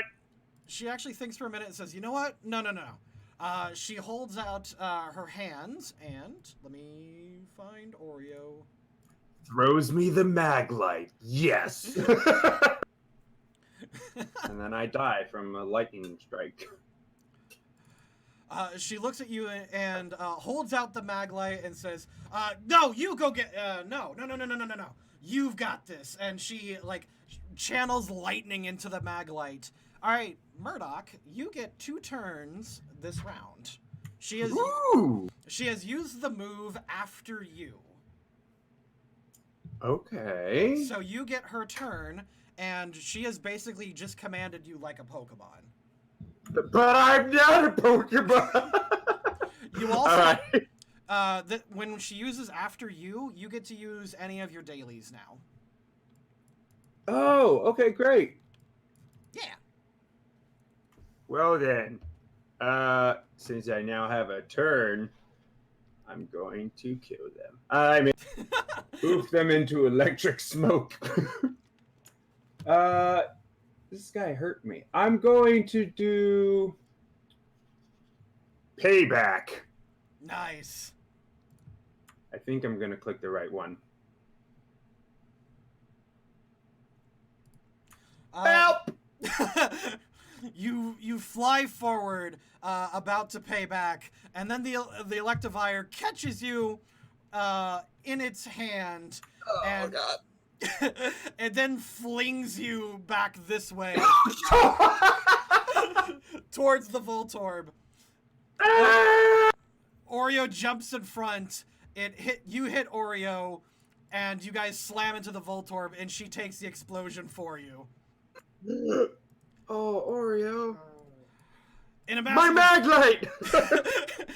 in a massive explosion, you guys go flying backwards and slam into the stairs. She's on her back. She's taken 50 damage. Oh, man. But you are okay. And she stands up and goes, no, it's cool, man. It's cool, Murdoch. It's cool. Whew, okay. That was rough. Why don't you give that another shot, buddy? She taps you on the shoulder with the mag light, empowering you. Yeah, here we go. Okay. Just like I practice. And I'm actually gonna... Can I do payback, but in the sense of I run to this Voltorb, grab it, and pretty much chuck it, like dramatically jump in the air, slow-mo, and throw it at Yeah, this okay. thing? Oh, no, that's good. Roll it again. All right. Oh, boy, please don't hurt me. Okay. With the Maglite bonus, Yes, of course. you channel Oreo's lightning that she sends through you. You are now... You've seen the Sonic trailer? Yeah. Gotta go fast. God damn it. You dash forward, pick up the Voltorb, and like its eyes slowly turn towards you. Like it's moving super duper slow, and the Electivire also is like slowly turning its head towards you, but everything else just like is just normal with you, man. Yeah. I mean, it's all pretty awesome in my head, so yeah. It looks at you and it starts to glow white very, very slowly.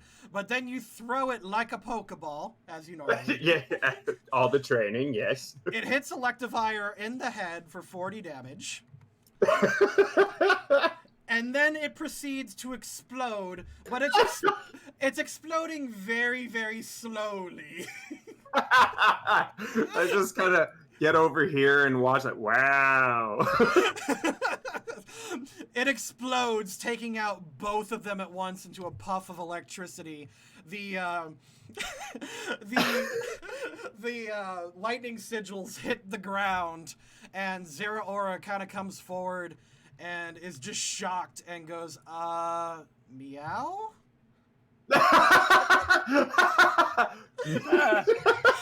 And everybody screams. I just nod my head again, dust off a shoulder, and like, that's the power of Maglite. And I pick up the little lightning thing that fell down. Alright, this lightning thing has 3 lightning bolts on it, unlike the single lightning bolt one that you had earlier. Cool. So I have a total of 4 lightning bolts. 4. Thank you, Oreo. 4 lightning bolts. She says, yeah, that was pretty awesome. I've literally never done that before. I don't know how you did that, man. Me neither. All right. Let's get to the next one. She just looks at you shocked and says, yeah, lead the way, dude. All right. I see one over here. Let's go click it as well.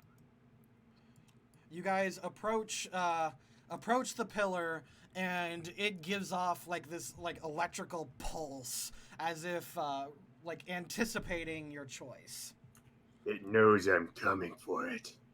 She stops you and says, hold up. She takes out a super potion from her bag and sprays you. You recover 50. Ooh, I forgot all about that. Thank you. And at some point, the pain just becomes your entire existence. She goes, yeah, I understand. I come from a tribe of warriors. So, I mean, like... Me too. She looks at you like big anime eyes. Really? I mean, I consider us a tribe of warriors. It was Like- me, my father, my mother, and my sister. The Murdochs. She's like, I must meet Clan Murdoch someday. Oreo, if you're lucky, you just might. She looks amazed and says, all right, yeah, go pick the next one. Make it a good one. She jumps excitedly. Let's see. Well, we already have a 1, and we have a 3. Let's see. We're gonna do the 2, so we can have one of each, right? That's not how it works, but yeah, that makes sense to me. Go for it. Perfect. And I smack the 2. All right. You hear from the sky. You hear thunder rumbling. As you look up, you see and hear a bunch of. Okay. As a bunch of like these Pokemon start descending from the sky. Sky rats! They start circling around you and start dropping little things. I think that's They're a good pooping! God damn it. I think that's a good place to stop Murdoch's for now, and then we'll go back to Mason. I'm gonna get water. 1 second. Mason, I'm just grabbing Rex real quick and his Pokemon.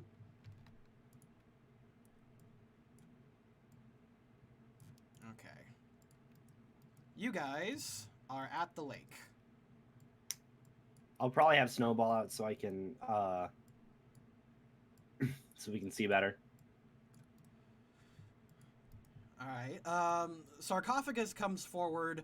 Meanwhile, Rex takes a thimble of the lake water, puts it in his equipment. I forgot Alakazam. Gonna grab him.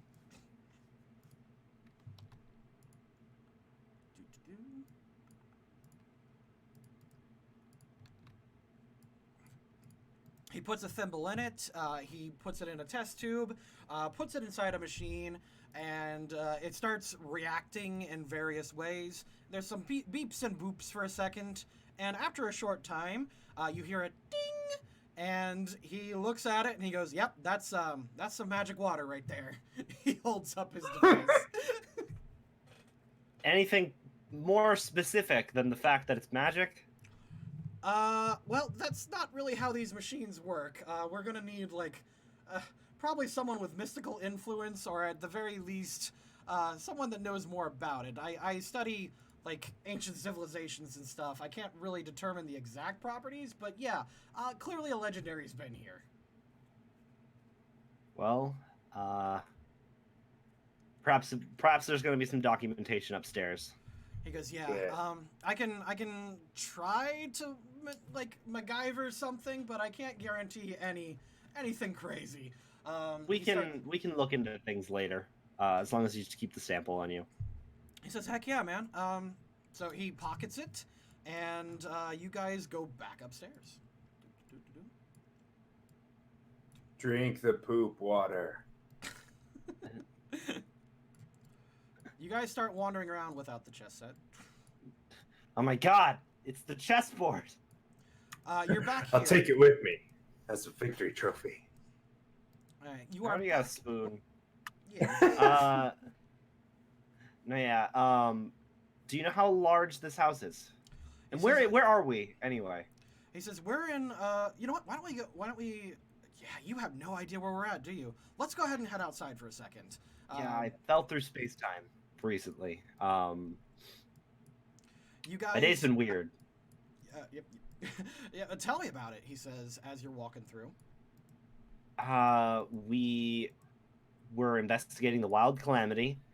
When we got there, there were members of Team Vision about to do. I forget specifically what they were doing. They were looking to summon a Hoopa to help them control space. I believe I'm a bit hazy on the details. It feels like it's been like months.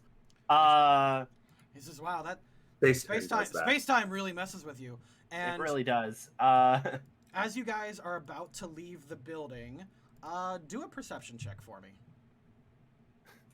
Perception. What is? Oh, you said the skills are perception still, right? Yep. So I mean, the skills are. Did you change this? Are we rolling Pokemon PTU perception, or is there like a D&D perception I need to be rolling? Is perception not on there? I thought it. Yeah, it's perception. 46. Like you're Mason. You're pretty good on everything. So I'm just gonna assume you have 46 on like pretty much everything. Cool. Good assumption. That's a 10.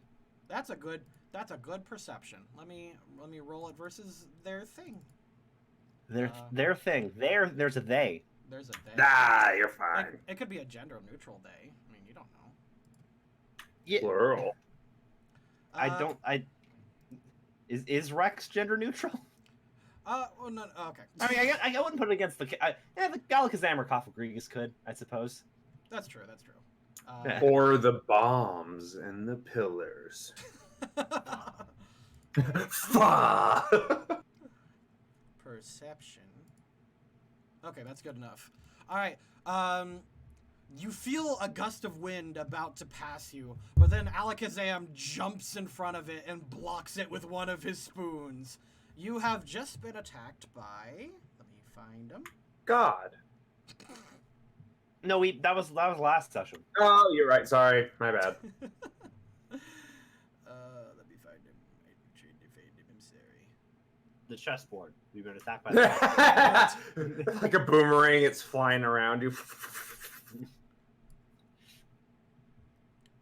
You've just been attacked by a rogue fart. All right. This person hits the spoon and then flies into the air and looks at you guys, and a voice comes out and says, "You shouldn't be here." And why is that exactly? She looks at you and says, "You are interfering with our vision." And she goes to... Ah. Oh. I get it. Yeah, he gets it. He gets it. That guy. Like the evil team, I get it. Yeah. Okay, I'm glad we all got it. Let's take a break. That is initiative. Alakazam will actually act on his own, but you can give him commands if, like, I'll. You know what? Fuck it. You can move him. You can move Alakazam. I'm going to have Snowball out. Because Boxer's been getting he's been getting all the kills. So I'll toss out I'll toss him right in front of me and be like, and what is your vision exactly? That is for us. That is for the Iga clan to know. As she like shuffles some things behind her, clearly she's holding some kind of information. So. Danger. Okay, well I'm not gonna want to use fire on her. Mason, you recognize? Do you know what did you ever read Pokemon Burst? No. Yeah. I am knowledge. I understand what it is. I never read it, but It is a I know it's garbage a thing. manga. It's a garbage manga. And did you end up reading it? I read like the first couple chapters and had to stop. Pokemon Adventures is so good though. It is. All right, go ahead and you can give Alakazam a command since he is now your ally. All right. What moves does he have? What does none of this? His role page. Oh no, it's just role page. Traditional page. There we go. Let me just take a look at what he's got here. Oh God. Oh. Use Mind Axe. I mean, it's an Alakazam. He's got all axes.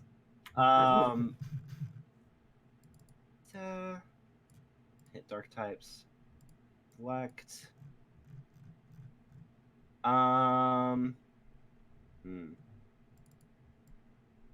Telekinesis. All right, go ahead and roll it.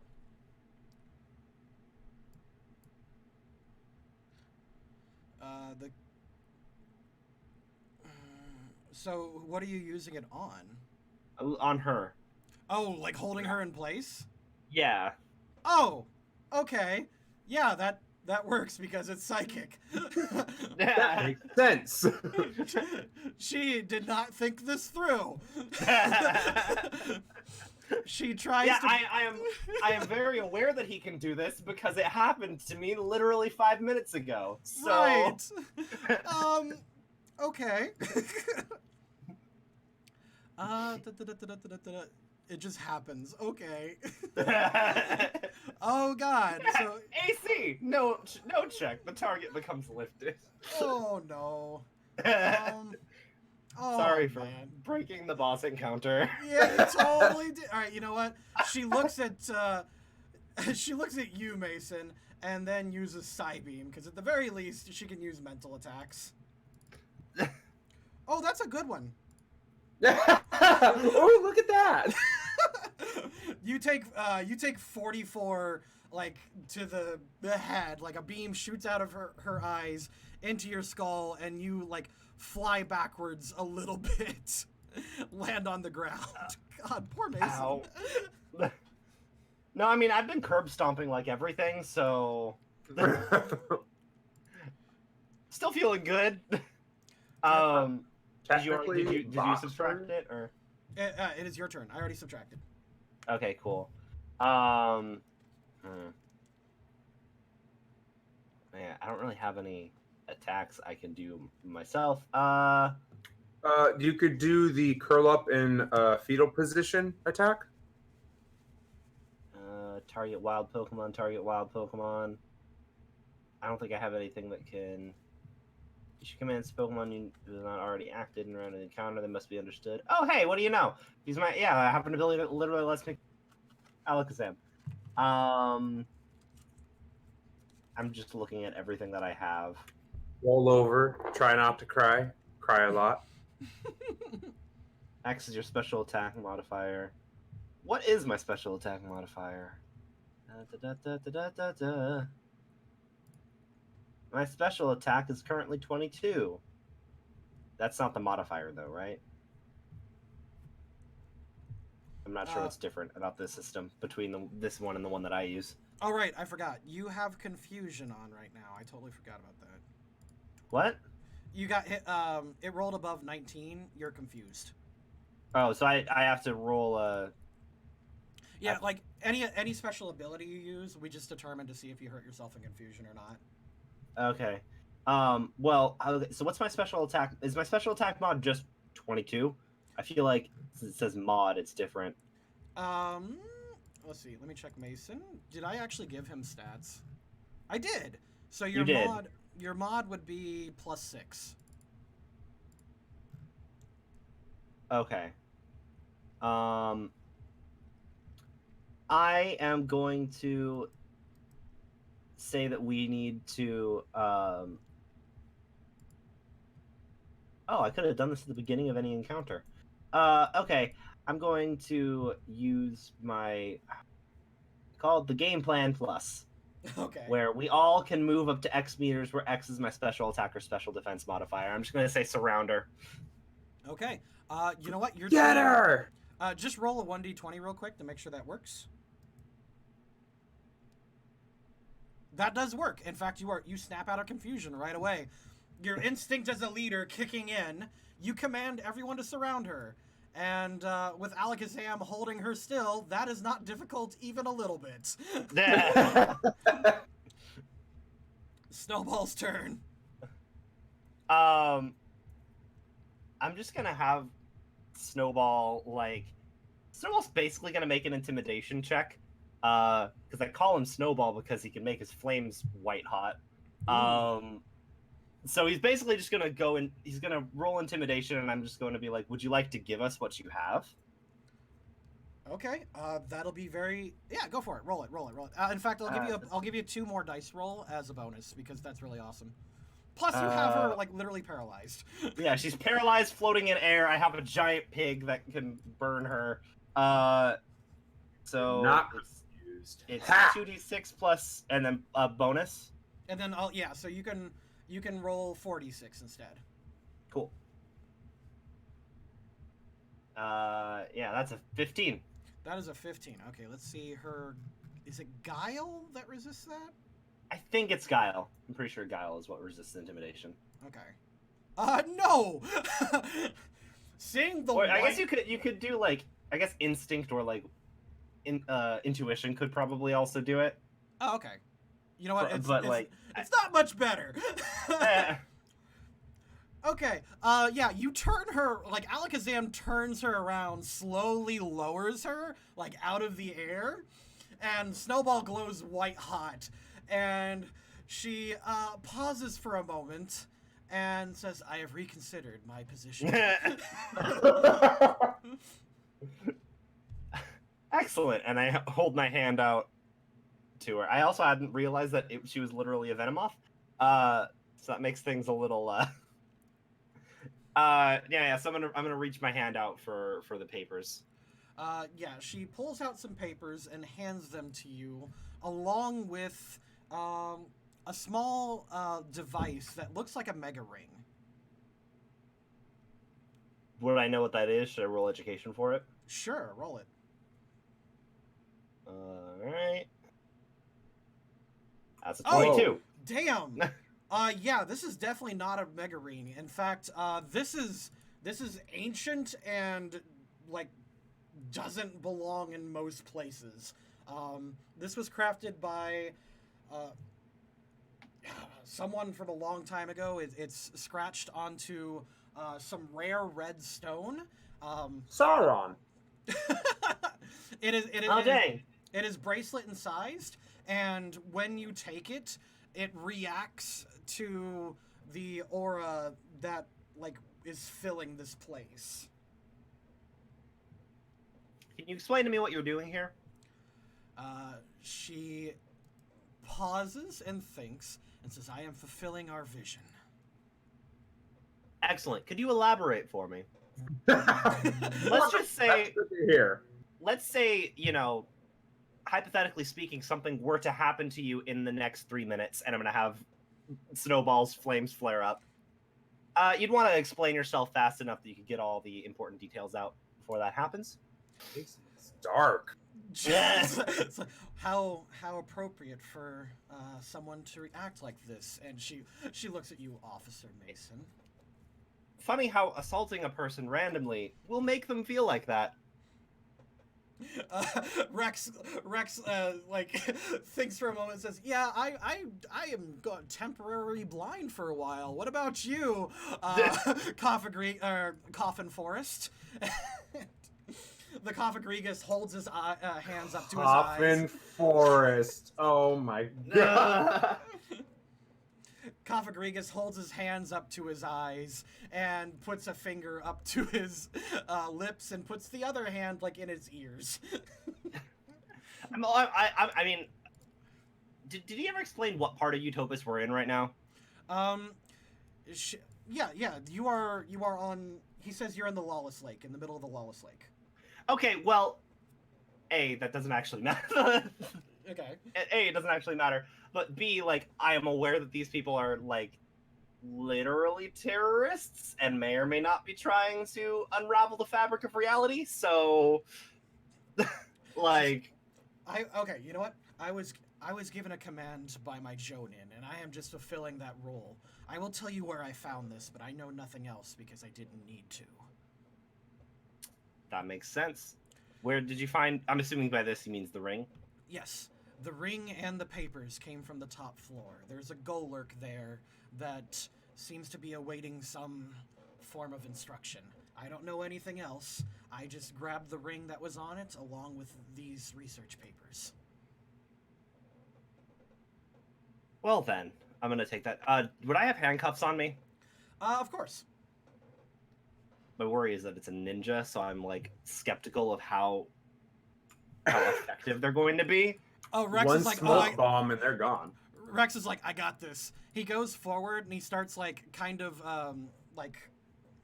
frisking her, and then he's like, got it, and he pulls out her burst crystal, and she reverts back to a ninja. No, yeah, I'm saying, like, if they're a ninja, I'm skeptical of how effective handcuffs are going to be on a ninja. He's like, hold up. He says, hold up, I got this. Coffin? Oh Forest. yeah, Coffin Gregus can do the thing! Yeah, that's what he can do! Coffin Forest opens up, he shoves the ninja inside, and then it slams shut. That's not the specific thing I was thinking of, but you know, it works. What does it do? I don't remember. Mummy, the ability Coffagregus has is when they touch something that can remove its abilities. Oh Jesus! Yeah, if Coffagregus, it's like an infectious ability. Like if you make contact with a Coffagregus, your ability becomes that ability, and then anything you make contact with also gains that ability. I'm sorry. It basically just overwrites Pokemon's abilities. I don't know Pokemon that well, so I would not have thought of that. But yeah, that works too. Well, I mean, using him as a jail works perfectly fine. Cool. So yeah. Make sure they're safe. I was putting on a show there, but I'm not actually in the business of hurting anybody. I guess no, I understand. You were the bad cop, right? And I was the good cop there. Is that how it works? Yeah. I haven't been the bad cop for a really long time. That you're both just like, yeah, right? That's yeah, right? Yeah. I'm just like, I don't think I've ever gotten to be the bad cop before. Dude, I've actually never been in interrogation. Heck yeah! He holds out an arm, like we high five. Yeah. All right. Do you know who this mansion belonged to? Yeah, there was a family here at Lawless Lake. He takes out his notes and says, in Anar City, there was an old man, a real bike enthusiast. He was real weird. He goes ahead and he says, yeah, their family used to guard this lake for a long time, but then abandoned it when they got bored. He checks his notes again. This town's messed up, man. Like, this seems really important. You're holding, like, an ancient artifact, right? Yeah. That's a bit weird. I'm just like looking at the weird artifact. And I'm gonna make the connection. I'd be able to make the connection that it's controlling whatever the red aura was. Yeah, it seems to be like this is. He goes over his notes again and says, "Okay, so we've identified that we're at a site of power that was caused by the arrival of Azelf, right? Yes. All right, and this aura or whatever seemed to have been awakened whenever you teleported here and reacted to something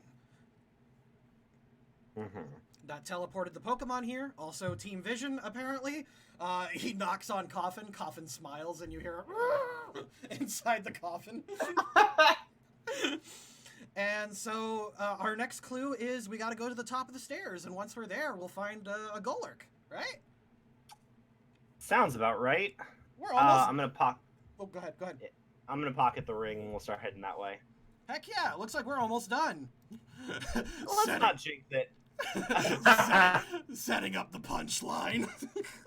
I'm going to withdraw Snowball. I'm gonna send Boxer out again because I am aware that Golurk is a ghost type. So Gotcha. not gonna be that. Oh, that's the wrong thing. That is definitely the wrong thing. He's just moved him over He's here. really banged up. Yeah, it doesn't matter. We're changing maps. Yeah. He says, "Oh right, hold on. Hey, wait, I'm good cop." He pulls out some medicine and he heals you with a super potion. I'm good cop. Here's I don't really like being the bad cop. Oh, that's a dark place. Don't worry, I'll be your Kind moral... of is. It's like, I'll be your moral compass, he says, looking at Coffin Forest. Like... Funny thing is, I'm usually the moral compass. Anyway, let's go. You guys head towards the stairwell and begin heading upstairs. Okay, I'm going to, let's go back to Maglite Man for a minute. Ooh, my lord, I'm a superhero.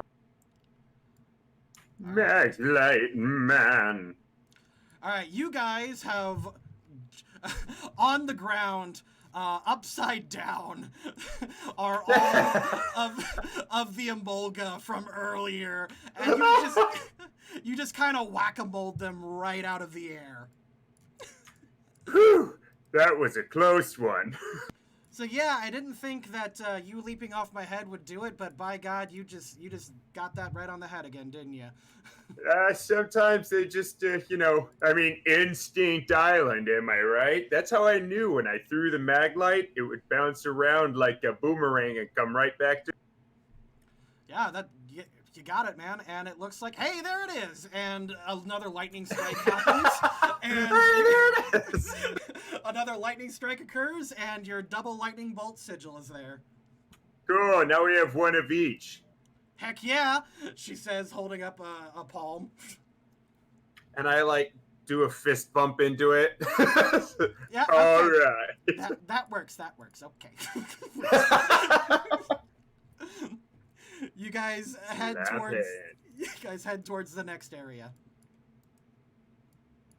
All right, I see we got one right over there behind the tower as well.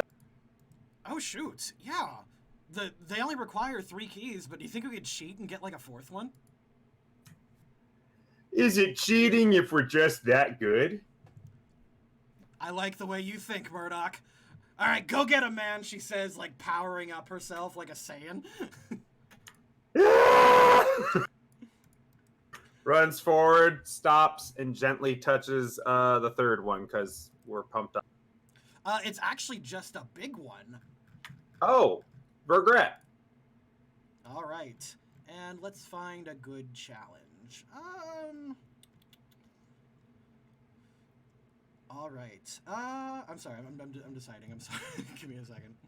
No worries. I probably push it, just stand there waiting. I hear thunder, but no lightning. Is this normal? No, I don't. In fact, I don't think anyone ever in the history of this place ever picked a 4th one. I've never seen this before. Oh. Not that I know this place too well. Well, I'll be the first. If anyone's gonna do it, it'd be me. All right, descending from the sky. Oh, there it is. You see what looks like a great big spaceship. I knew it! She's like, yeah, that's not what that is, but yeah, go get him. Okay, she quickly tosses you the mag light, empowered with her electricity. Oh my lord. Okay, I grab the mag light, turn the light switch on just to see if it turns into a lightsaber. It totally does.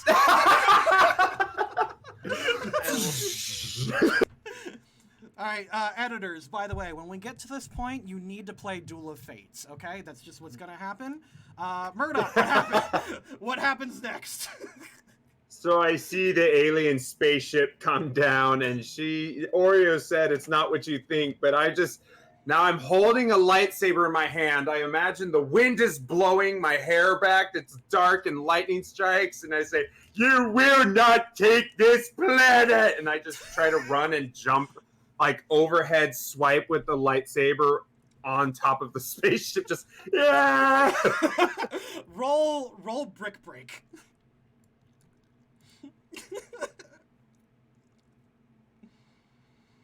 Yeah, good enough.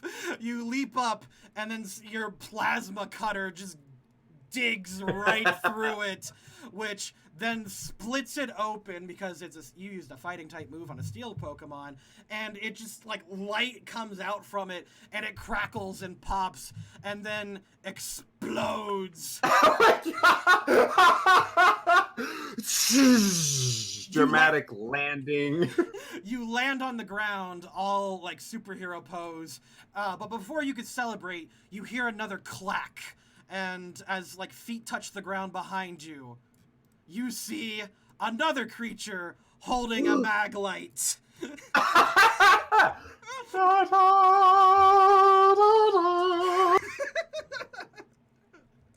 This mag light, however, is tinted red, and What is going on? it's held out in front of you. Oreo, not you! You were the chosen one!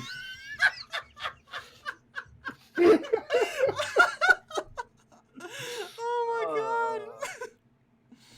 Oh, Ben missed out. I will, I'm going to, charge forward and clash, mag blades with, with Nega Oreo.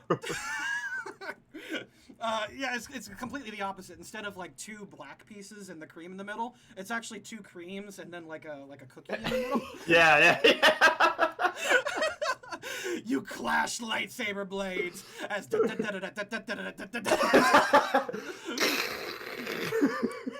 back and forth. Roll fucking anything, man. I don't care. Roll anything. I'm going to, let's see. I'm going to roll Mega Kick. I'm going to feel the electric force of Instinct Island within me and use that force to release a Mega Kick. Okay, roll it. Oh, real good. You parry the blade away, kick her right in the stomach as she is leapt into the air. God, that's a really good kick. Jesus, man. Woo! It takes 40 damage, and it backs up into a corner. It then charges the lightsaber blade and lunges forward with Plasma Fist. How appropriate. Yeah, right? It slices and like knocks your hand back and just goes right through your chest. You're not dying or dead, Right. but you take 60 damage. Oh, jeez. Well, maybe I'm dying a little. You gain another injury as Oreo comes forward and says, "Murdoch, let's do this together." Try to charge like a Super Saiyan, which doesn't really do well. Maybe it does. Who knows what's happening? And I'll do payback again and charge at it. Well, hold on. She holds out a fist when she says together. She's expecting, that fist. Yeah. Right, and I grab her hand, like I just put my palm on top of it and grab her fist. With the might of the Maglite and your friendship, out comes her own lightsaber. Oh god. She's got like a fist blade, like a zealot from StarCraft. Or it's like have you ever played Kingdom Hearts 2 Yes. and gotten past Roxas, Eric? No! Roxas. It's like how Xemnas has he just holds his hand out and just makes lightsabers. Yes, that's essentially what I'm imagining here. All right. Between your friendship, she charges forward and uses close combat, dealing 50 lightsaber damage. Murdoch, it's your turn. I will do an amazing flip, in my mind at least, to flank Nega Oreo, and I will do payback and like try to plunge the blade through its back. Mm-hmm. See what happens here. All right, you stab her in the back, and she like holds out her arms like ah. And I whisper in her ear and say, "There can be only one." Oreo, she's about to turn around, but her blade is caught by Oreo's own blade, and it stops from hitting you. My hero. She's like, "Do it, Murdoch! Finish it off!" And from the blade being within, I'm just gonna like slice up and go for like a dramatic beheading. Okay. So just like pull straight up to almost slice in half, and then behead with Okay. I'll just we'll use a brick break for that one. Okay. Oh jeez, roll low numbers. You know what? I'll count it a crit. And Woo! you do exactly that. You slice up, and right before you're about to behead, like it goes through and everything, but she catches it with like some of her own plasma fists, and it gets closer to you, and it says, "That's it. Let the hate flow through you." And this catch, Murdoch. Oreo says, "No, Murdoch will not be corrupted by your evil." She goes back from behind, hugs her, and then gives a Jedi suplex. The Jedi suplex. The classic, Hell yeah. The classic Jedi maneuver. Of course, we've all seen it. And then slams her right into the ground behind. She steps forward, stumbling a little bit from the injury, and then Nega Oreo disappears into a puff of electricity. This is when the haze clears and the mag light's just turned on. Not even a lightsaber. It's just, what happened? We just became the greatest warriors on Instinct Island. Well, we might just be the only two people here. I mean, beings.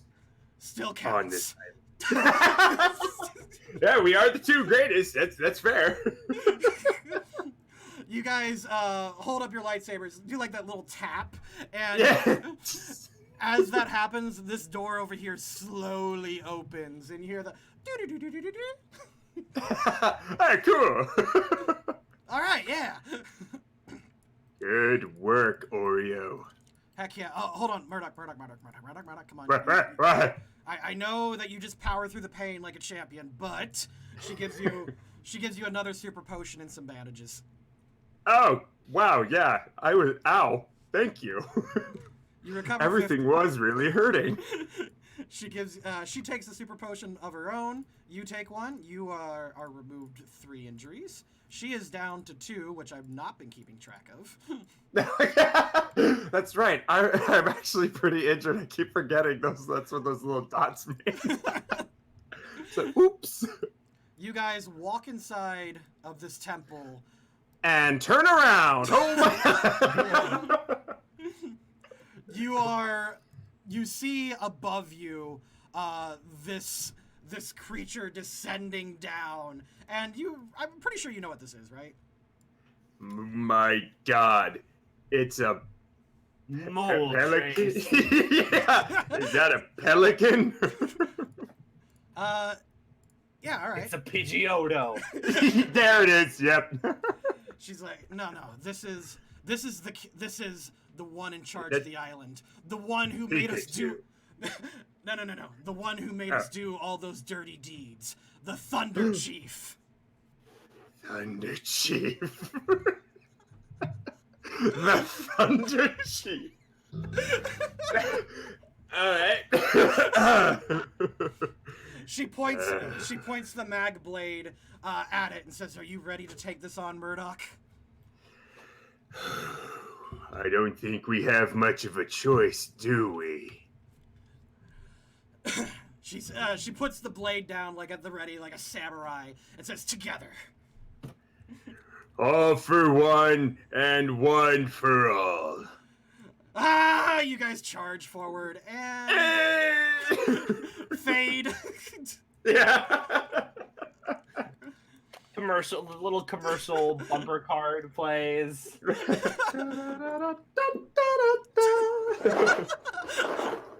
Remember, while you're here, to pledge to the Loading Crew Patreon. Yeah, there you go. You can get monthly lore packets and all kinds of neat prizes. In fact, Rex here is actually a patron character. That's why he's teaming up with Mason. Huzzah! I wonder if it has anything to do with the Rex in chat. That is No. his character. All right, we are approaching the end of our time limit and our story, so I went ahead and just skipped a bunch of worthless side quests, and you guys are at the top floor. All right. Boy, all those adventures we just had in this tower. Actually, you know what? I'm just gonna cut it out. It's fine. It was just some callback jokes, and I was. If you saw the Dream World episodes, here I'll just show you what you missed. I still need to catch up on a lot of stuff. Yeah, over here. So Jade and Scarlet were in Dream World, and they encountered these two jokers right here, and they were arguing like Jungian versus Skinner, like psychology, and they're trying to get into Dream World, and that's what the Dream Machine is here for. Oh. That's it. That's just the joke. You were gonna solve it, and We figured it out. Man, that was interesting. That was really smart. You know, that was really smart, Mason. I didn't know that all you had to do was convince them that psychology is sometimes bullshit if you don't know what you're actually doing. I mean, it's like neither of them played Persona. Right? Yeah. They thought they could just like summon JoJo stands or something. It's ridiculous. Anyway, I think. Oh, go ahead. The joke is Persona's based entirely on Jungian psychology. Oh, is that it? I'm sorry, I never played Yeah, Persona that's either. Persona. Your persona is a Jungian term. You fight shadows, which is a Jungian term. It's all based off of that. Oh, see, that's why you're the good cop. All right, you should be able to control Alakazam too if you want. Yeah, I have an ability that literally lets me. Fantastic. So we're going to. We're gonna just walk over this way, I suppose, and be like. Heck yeah. So I suppose this is the Golurk that she was talking about. I'm actually, you know what? Knock knock. You hear a voice. Yeah, that's the Golurk.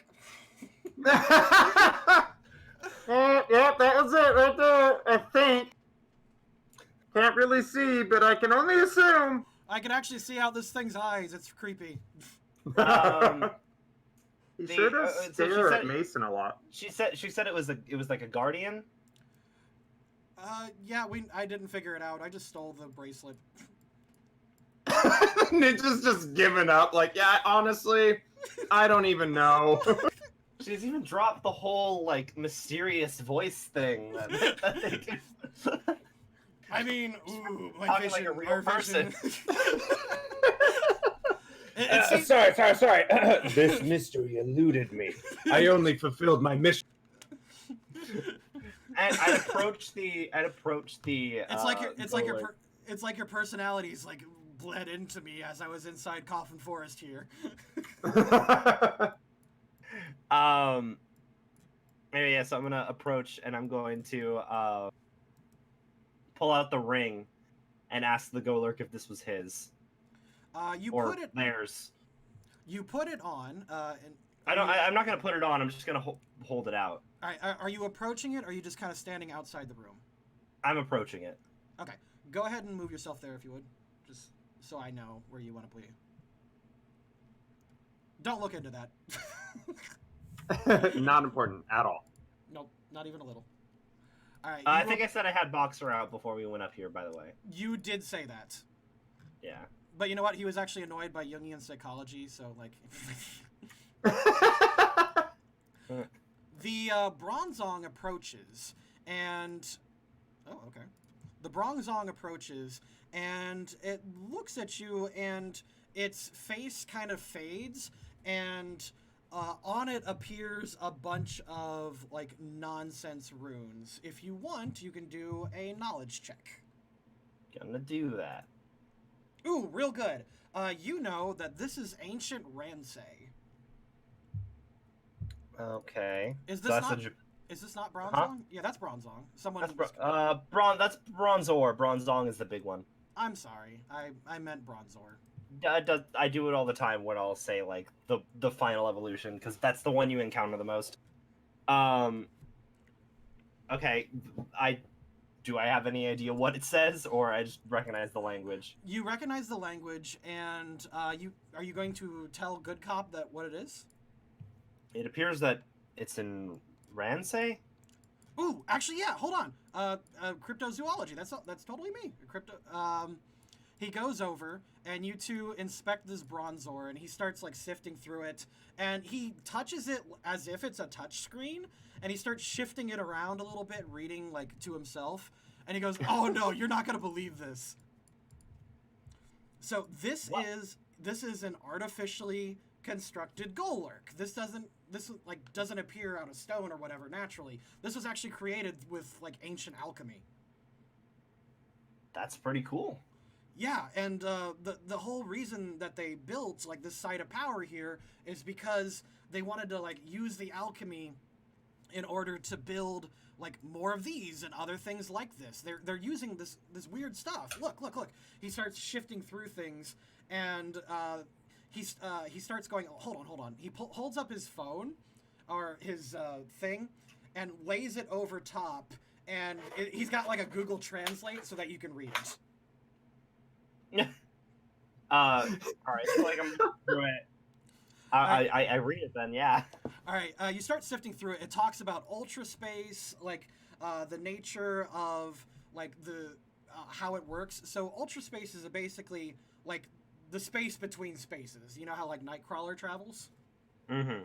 So inside of ultra space is a lot of like excess power given off from the other dimensions inside of this multiverse, and there's certain spots of power that legendaries are attracted to that they format. These spots of power can affect Pokemon and potentially be harnessed by humans using this redstone, and that's what that bracelet was.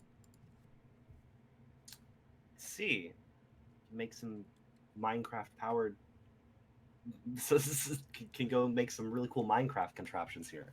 Yeah, and they're shifting through the Bronzong, and it shows like schematics for burst crystals, this weird red chain thing, and the other Golurks and other golems and man-made Pokemon. There's even like the mystical recipe for God, what is that Pokemon? Magirna in here. In your universe, have the plots of the other games already happened? Everything except for Rainbow Rocket. Okay, so would I be aware of what the red chain was for? Yes, absolutely. Because I'm from Sinnoh, so I would, yeah. Oh yeah, you would. You totally would, yeah. Yeah, like that was kind of that time that reality nearly was erased in my own home country. Yeah. No, yeah. So that's interesting. Um, And the recipe why for would- and and a recipe for muffins. A Redstone- schematic that looks like a flashlight, but a blade coming out of the end. That one's preposterous. That seems too silly. That could Um, never happen. I forget what your lore for Ransay was, like how long they've been here. So essentially speaking, the war in Ransay just ended, and they just crowned the show. They just crowned the Emperor, the main character from the Ransay games. Mm-hmm. So essentially, Nobunaga was overthrown. Is the last thing that happened. But how common were people like from Ransay in this region prior to that? They've been here for a couple hundred years. Oh, okay. I was gonna say like that's weird, but no, apparently it's not. It's a bit strange. Okay. Does the Golurk appear to be on? Yeah. In fact, this appears to be its control tablet. Oh. I see. Breath of the Wild. Please don't. There's gonna be the whole like da da da da da. Okay. So, this is some kind of like conflagration of ley lines, essentially, but it doesn't just explain exactly what was going on with the Pokemon or why playing chess with Pokemon Oh, helps cure that. essentially speaking, whenever there's a disturbance in space-time near an area, like the one caused by a friendly, helpful Hoopa that doesn't know what the fuck he's doing, it will react to an area and cause redstone to flare up. Oh, I see. So things were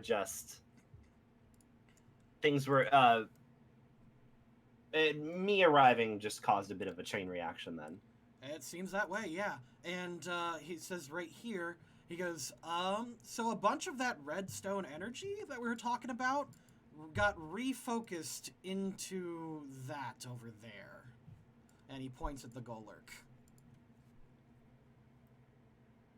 This could either be a good thing or a bad thing.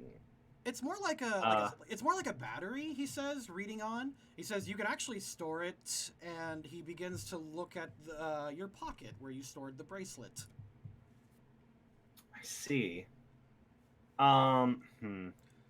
Like you gather energy into this, he goes over and like doesn't touch the Golurk, but kind of looks it up and down. And this is just kind of like a sponge to put it all there, and then you can tell it where to go from there. I see. Would I get a sense of how powerful this thing is? The Golurk itself, it's good enough to do like most tasks that you give it, but All right, but it's not like it's not like Reggie. It's not like Reggie of Golem Pokemon. No, absolutely not. Okay. Because I'm assuming that's what. I don't know how you do those in your universe. I know a few interpretations of that. They're literally also man-made Pokemon, but like magic. They're not important here. Basically, like breaking character a little bit. Essentially, this thing's only purpose is to soak up the red energy. Like all the Pokemon that you've beaten, all of their energy has gone into this. So you can distribute it wherever you want. You can take it with you with the redstone bracelet. I see. I'll put the bracelet on and see if I can like command it to move over to me or stand at attention. Yes, you do exactly that. You give it a. What are you going to command it to do exactly? Just wave first. Oh, you're telling it to wave. Yeah. It then it like spring. Not the word spring is wrong. It like roars to life a little bit, like energy is filling it up. It then raises a hand and does like the circular window washing motion at The you. Baymax wave. The Baymax wave, yeah, exactly. And it continues to do so. Okay, I will have it stop. Seems simple enough. How did you get here? How did you get to this island? What was your transportation? Me? Rex? Yeah. He goes, yeah, I got here by boat. I've got a speedboat on nearby. Would he fit on it? Probably not, he thinks. But when we get outside, we can call for backup. We could probably call Looker. He's in Wild Colony right now. Looker! Look, I know that we literally just went into the desert. Now I'm in the middle of a You just said yourself it's not the weirdest part of your day. No, this is absolutely not the weirdest part of my day. All right. I'm gonna have. We're gonna just start walking back downstairs with it then.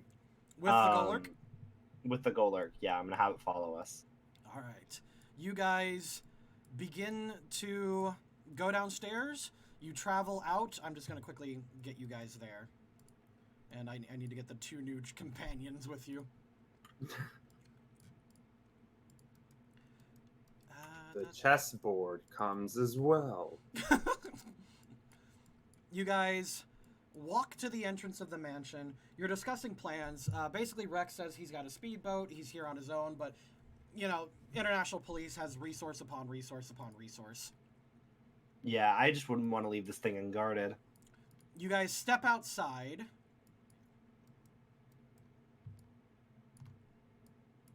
Nah, more ninjas!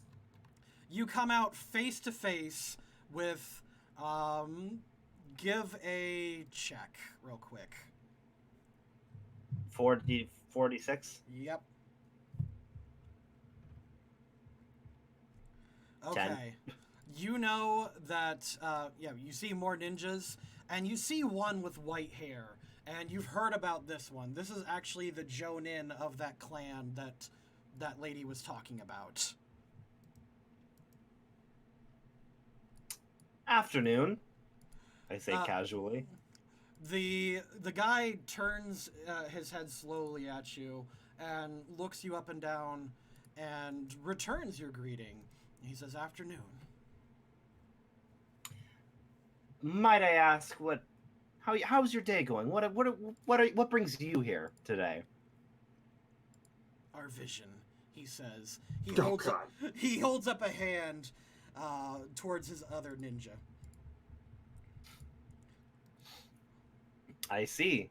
Well, I wish you good luck with that, and I'm just gonna keep walking like. He you're just gonna breeze past him. He goes, Yep. "No." He stops you and says, "Stop. Where's Megumi?"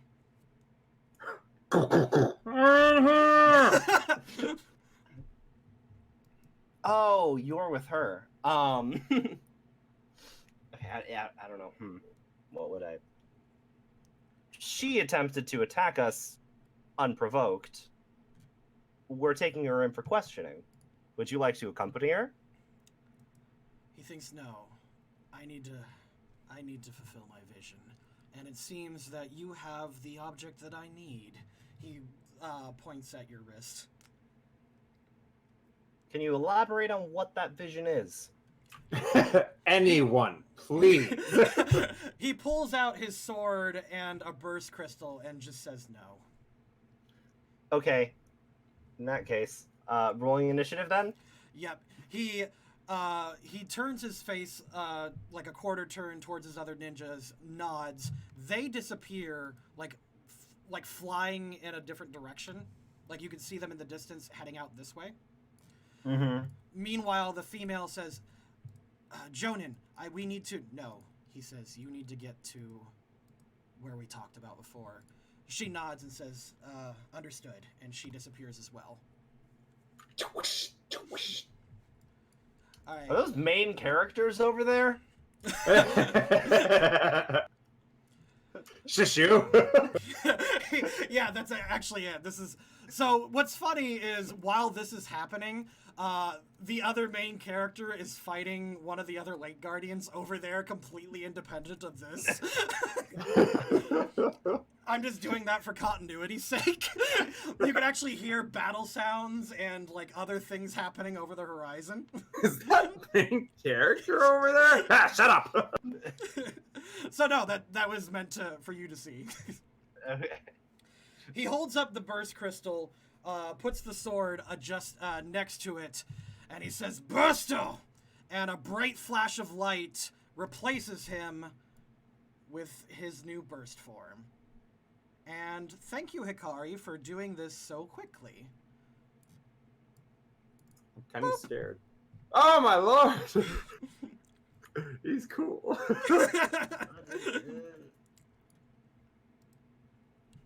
All right. With That's supposed to be. yeah, that's Super Saiyan. that's the Yes, sword he's- doggo. Oh, sword doggo! Ah! Small Sword result- doggo.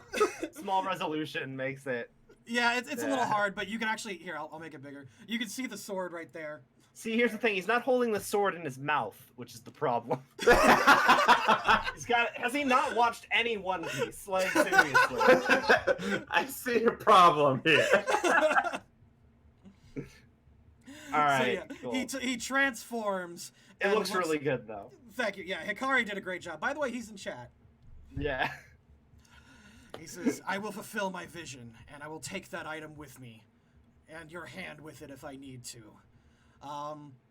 With that, he prepares to fight. But Mason, your wrist reacts as your blood pressure begins to pump a little bit. The redstone reacting and touches the Pokeball of the Pokemon who last got hit with red aura. Oh. Okay. You reach into your pocket and pull out a growing Pokeball. Oh my god! It is fucking. BAM! Akamoto leaps back, seeing his new targets. Oh god. You just can't have a nice day. I think he's on my side. Maybe. He's still probably. All right, your wrist is like glowing hot and bright as you are now in charge of Dynamax Boxer. He is completely under your control, being your most loyal Pokemon. Oh boy. Okay. All right, I have given you control of him. I'm gonna let you familiarize yourself with this as I switch back to as I switch back to Mason. The Adventures of Oreo. Yeah. Dynamax Boxer. I buffed up his stats, and go ahead and make all of his moves damage.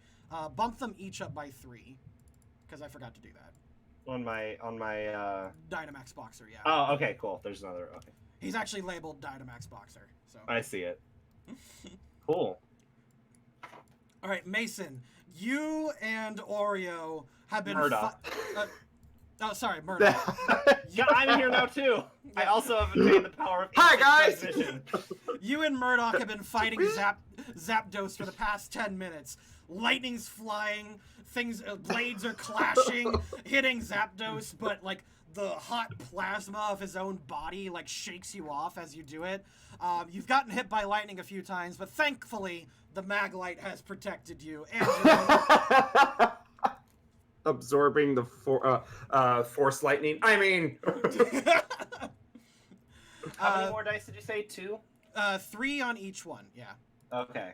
You and Oreo have each taken one more, one injury. You managed to get one injury on the Zapdos, but then being fed up with this, he gives a mighty cry as the roof like explodes and it flies up into the air. Okay. Oreo goes, "Quickly, up this way!" Okay, and I follow. You three, you start climbing up like a multitude of stone stairs, and eventually get to the top of this building. Oh my god, that's on stairs. Oh, I'm okay. Oh. We got this, Murdoch. All right. Whew. God, I'm so slow. Zeraora steps forward and says, "I have you right where I want you, Thunder Chief." And she calls back and says, "Murdoch, I need the Maglite." And there's this moment where Murdoch stops. It's again, just like Death Note, this pause, and he's like, "Wait, is Oreo really on my side?" Who do I trust? Oreo's helped me get this far, but what does Oreo want out of all this? Smash to real life. Murdoch! The Maglite! Now! Murdoch. End of Guardians of the Galaxy where it's just saying, take my hand. Yeah. Murdoch frowns his eyes a little bit. Or his eyes. Burrows his brow there. Furrows the brow. Oh my god. My eyes too. and he like underhands the Maglite to Oreo. Oreo takes the Maglite and starts charging up like all of this electricity and all of this might and power that she's been saving, and she goes, all right, I won't be able to help you much longer. I need you to take care of this for me. She reaches up into the sky and gives a mighty Caw! As a big bolt of lightning hits her and the Maglite. She is blasted backwards into this pillar. It hits her. She falls unconscious as the Maglite falls down into this crevice here, back to the area below. As you're about to come forward, she pulls out another item that you didn't notice before from her backpack, and she pulls out a walkie-talkie and she says, "Now!" You hear sci-fi noises. Sci-fi noises. You hear Sci-fi noises. Yeah, those closed captions. Sci-fi noises intensify. Screams in sci-fi. 3 Pokemon appear before you, and they each hold out their own Pokeballs, and they're like, and they say, "We're ready." Pikachu? Just looking at all 3 of them, not sure which one's which. Oreo looks at you and says, They're my team. We need to capture this Pokemon and bring peace to Instinct Island."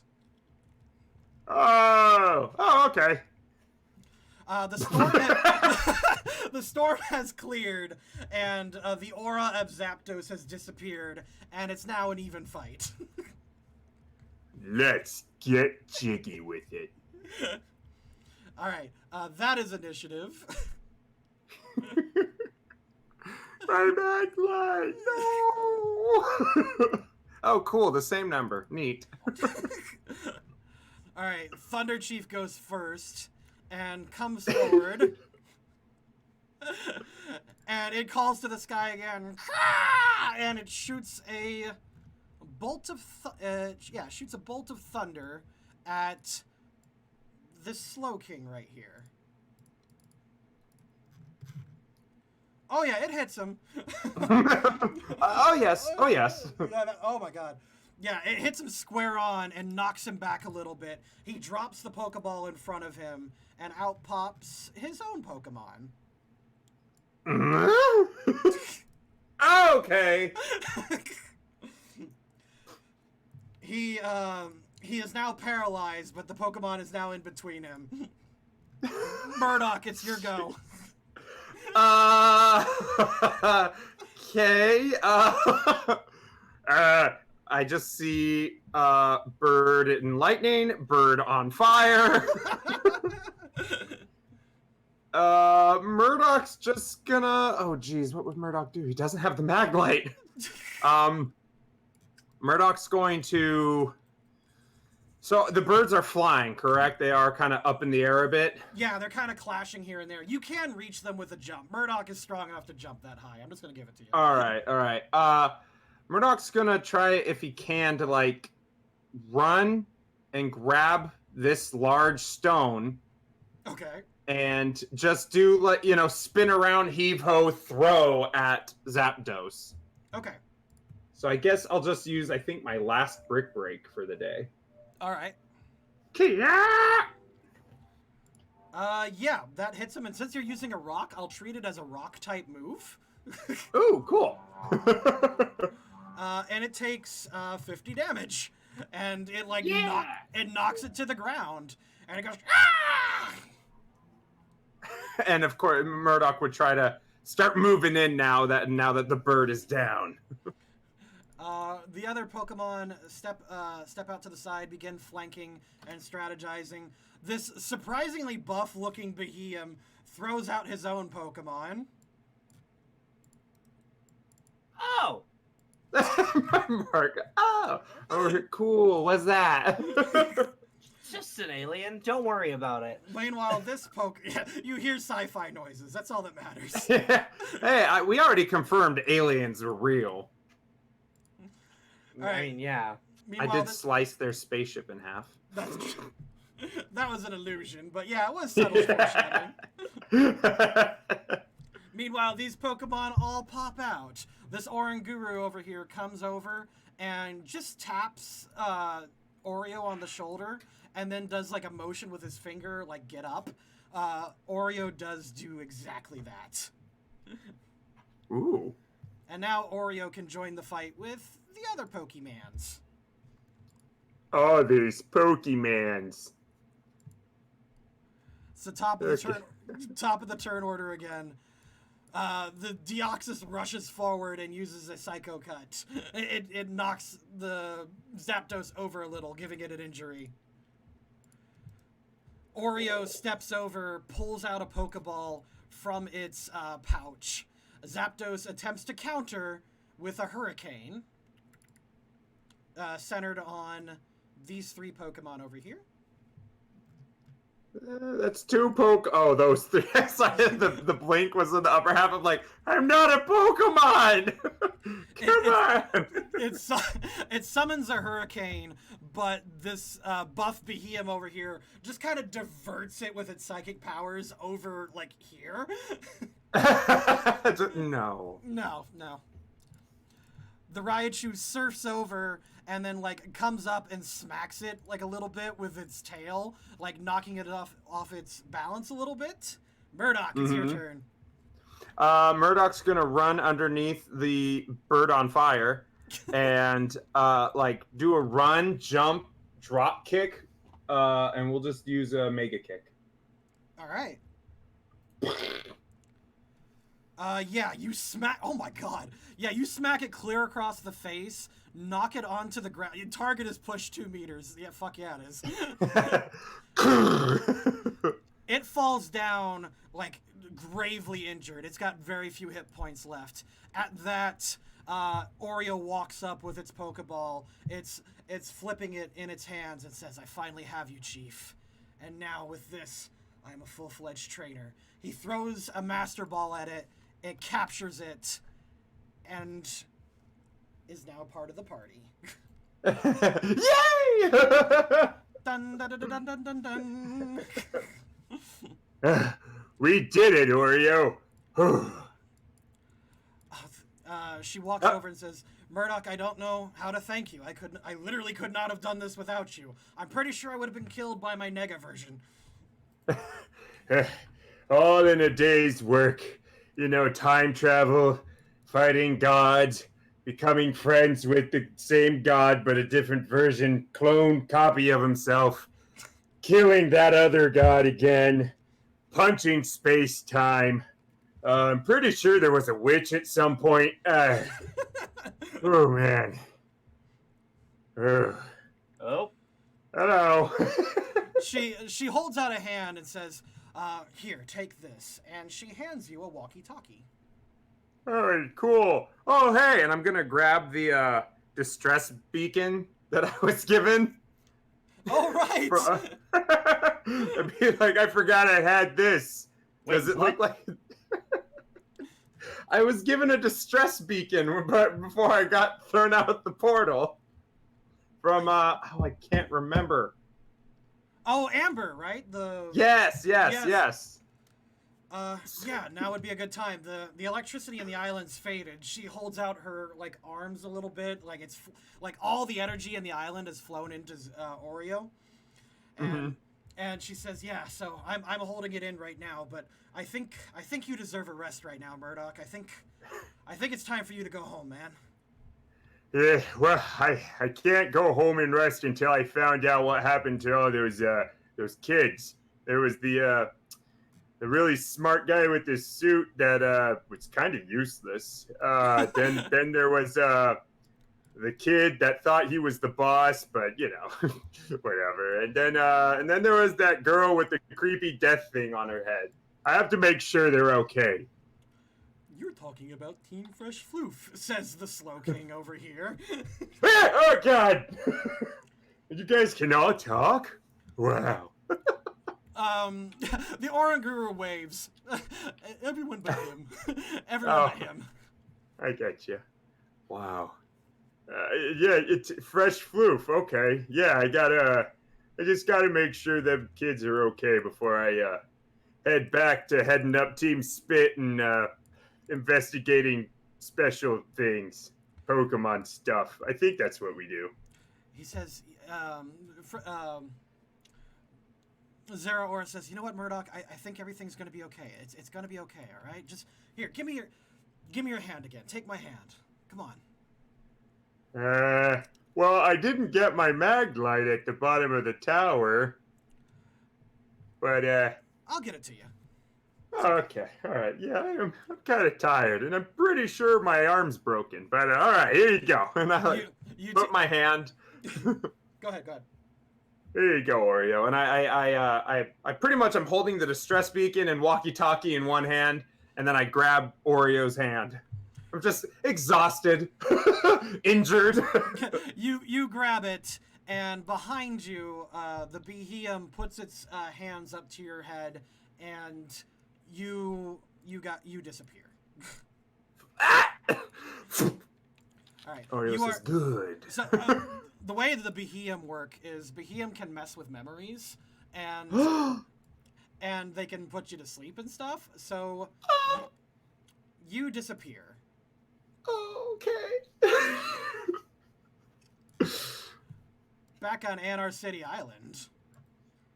Da-da-da-da. All right, that's initiative. Time for a good old-fashioned anime showdown. I'm gonna believe in myself. Someone's gonna turn into a boat. Murdoch appears as a boat. I'm gonna push X-a-lot and sometimes triangle. Okay. Where'd the initiative go? I had a window over the window. Okay. So Dynamax Boxer. Mm-hmm. Okay. We never found out what types Zacian and Zamazenta were, did we? We made an assumption, and we're just that it's gonna be steel something. I'm guessing steel fighting. So that would make sense. Okay. Well, I'm not going to. Is this gonna last? I wouldn't know if it's gonna last 3 turns or not. I suppose. I do a check. Oh, okay.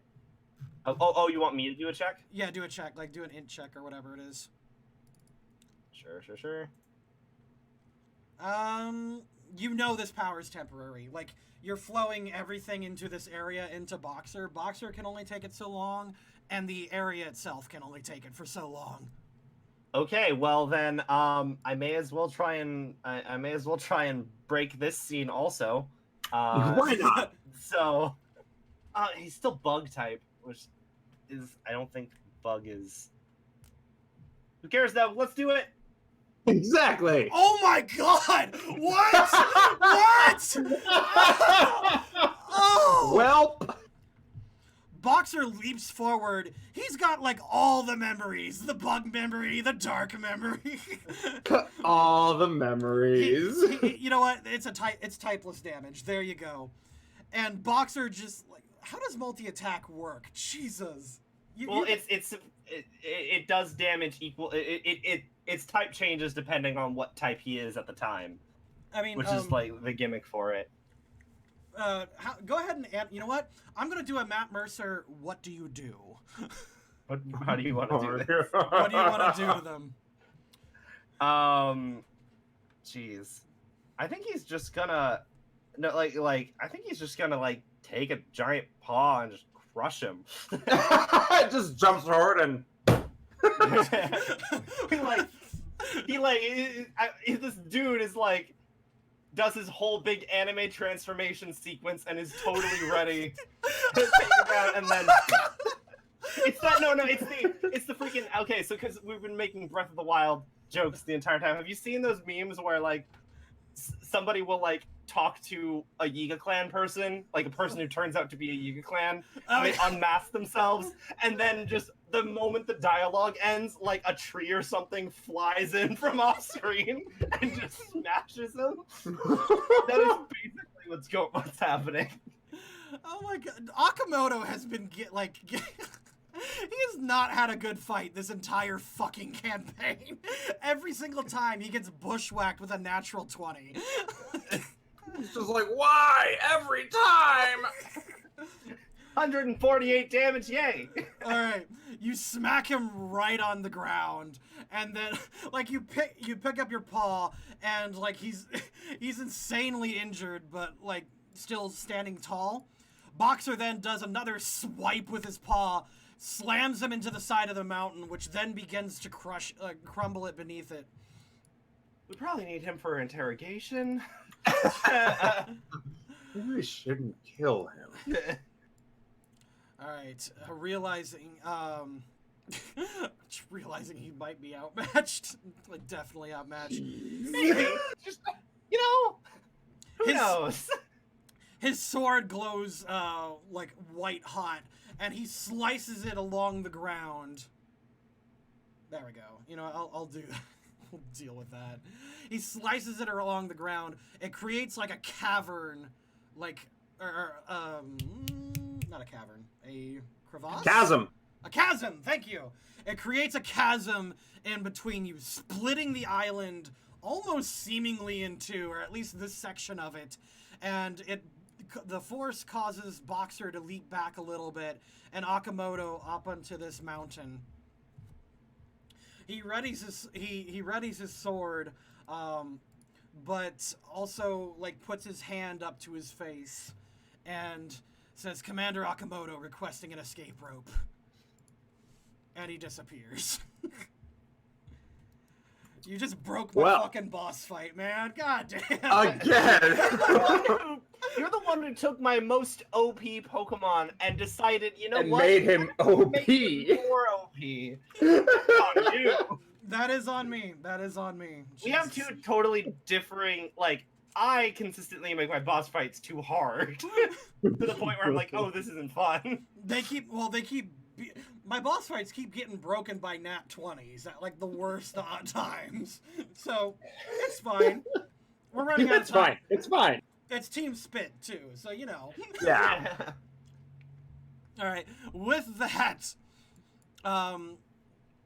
with the scene ending and Boxer just overflowing with energy, it's having a hard time containing it all. Boxer's gonna die! I'm gonna hold out the ring and be like, I don't know what I'm doing, but I'm gonna try. And then because I know that the Golurk is supposed to be a sponge for this kind of stuff, so I'm going to try and direct the energy from him into the Golurk. Alright. It starts slowly fading into it. Make a roll. Like the 4d6 we've been doing. Yeah. Cool. Okay. He starts calming and slowing down, like all the energy flowing out of him. You know what, actually, like on a side note, it actually makes total sense that Boxer can do this, because he was like designed to be like the most adaptive kind of like motherfucker. Anyway. Yeah. So that's why he was created. He starts going down, the energy flowing from him, and let me see if I can find the animation thing. Hold up. Where he does the shrink in 3 different stages.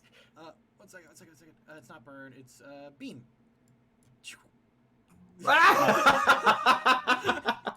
Whoa! There you go. Our budget is blown now. Oh my god. He disappears, and Boxer reappears in front of you. As soon as I find him. A broken man. Boxer returns. Oh shit! Ah! That's the different one. Wrong one! Boxer reappears. I run over to him and I pet him and I'm like, that was amazing. Fork. Bork.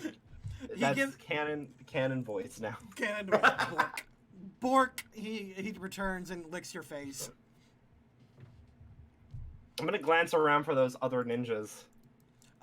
They they don't appear to be anywhere, actually. In fact, like Alakazam looks around, able to sense aura, and he looks back to you again and shrugs, and he gives like this signal that basically says you guys are the only life forms on the island right now. I see. Well, in that case, I think it's time we called for some backup. He says, "Yeah." Rex calls into his device, and he calls to Looker and says, "Agent or Detective Rex here with Detective Mason, and we've got something to show you." He says as the scene fades out to black, and the Team Spit one shot is over.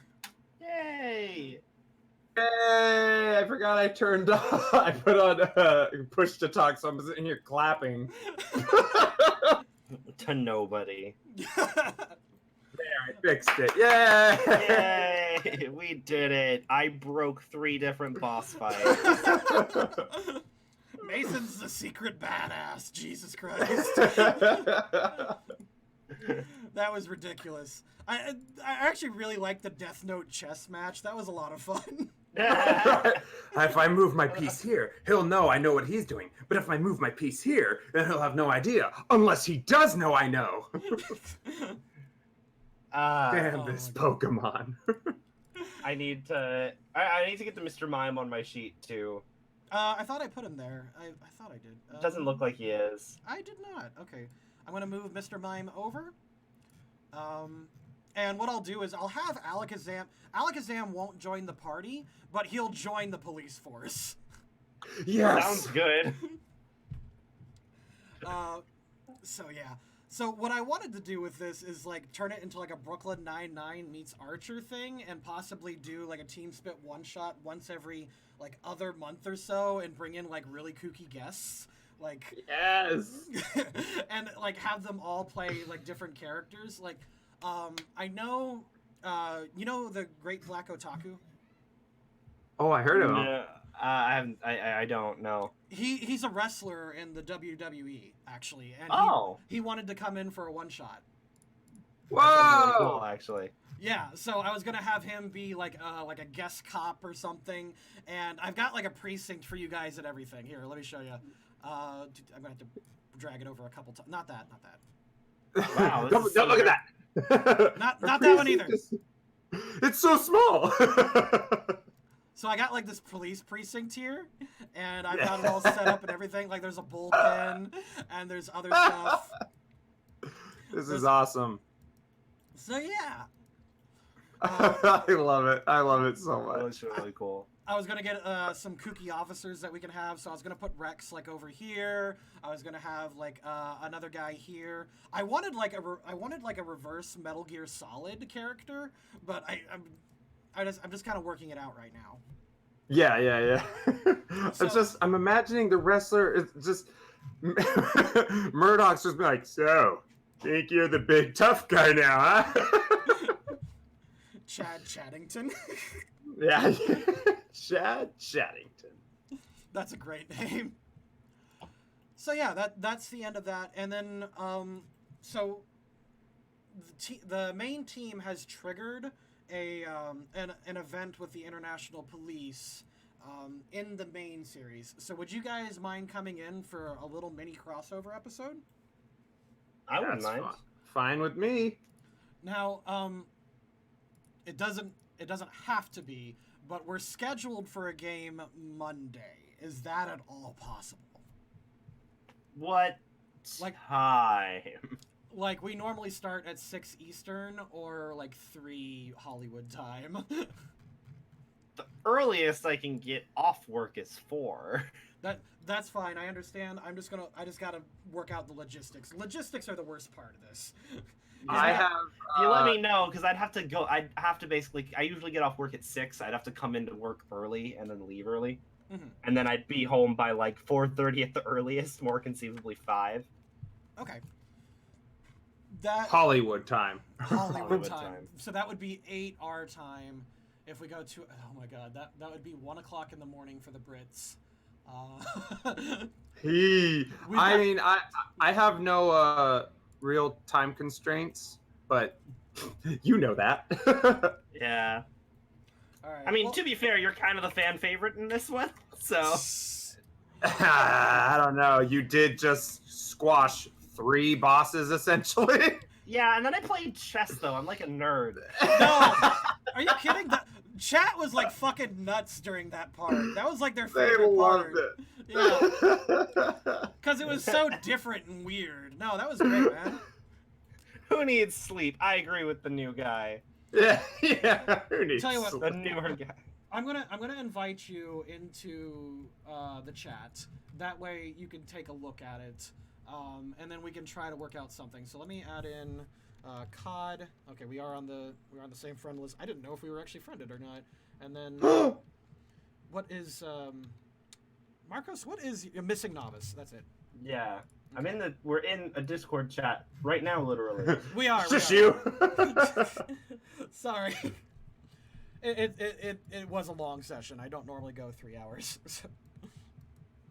So I hope you guys had a lot of fun. I had a lot of fun making this with the rest of the community. We've been doing world building Wednesdays and like casual loading crew Fridays, and we just kind of spent the week writing this session, and they were a huge help, and it was so much fun because I was like, I know what Murdoch's doing. Murdoch's gonna team up with Zera Aura, and it's gonna be stupid and goofy. But I don't know what to do with Mason because like I want something nerdy and like very Pokemon lore for you because I know you love the Pokemon stuff like more than most of us.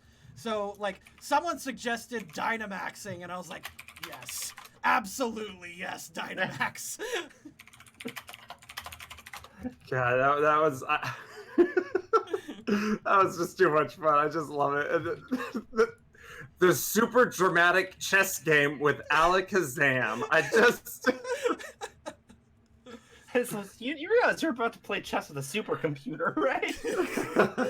and he won. With total bogus moves. Yeah, fucking Thunder Chief. We have you now, Thunder Chief. Just, He does all the dirty deeds. Of course. Murdoch is going to be like, yeah, we went and fought a Thunder Chief, and it was like, a what? I thought he had his memories wiped. Okay. So, oh God. Okay, Yep. so what would just doing a quick like post-credit scene? You guys would tell Murdoch would be teleported right back to Wild Colony. Okay.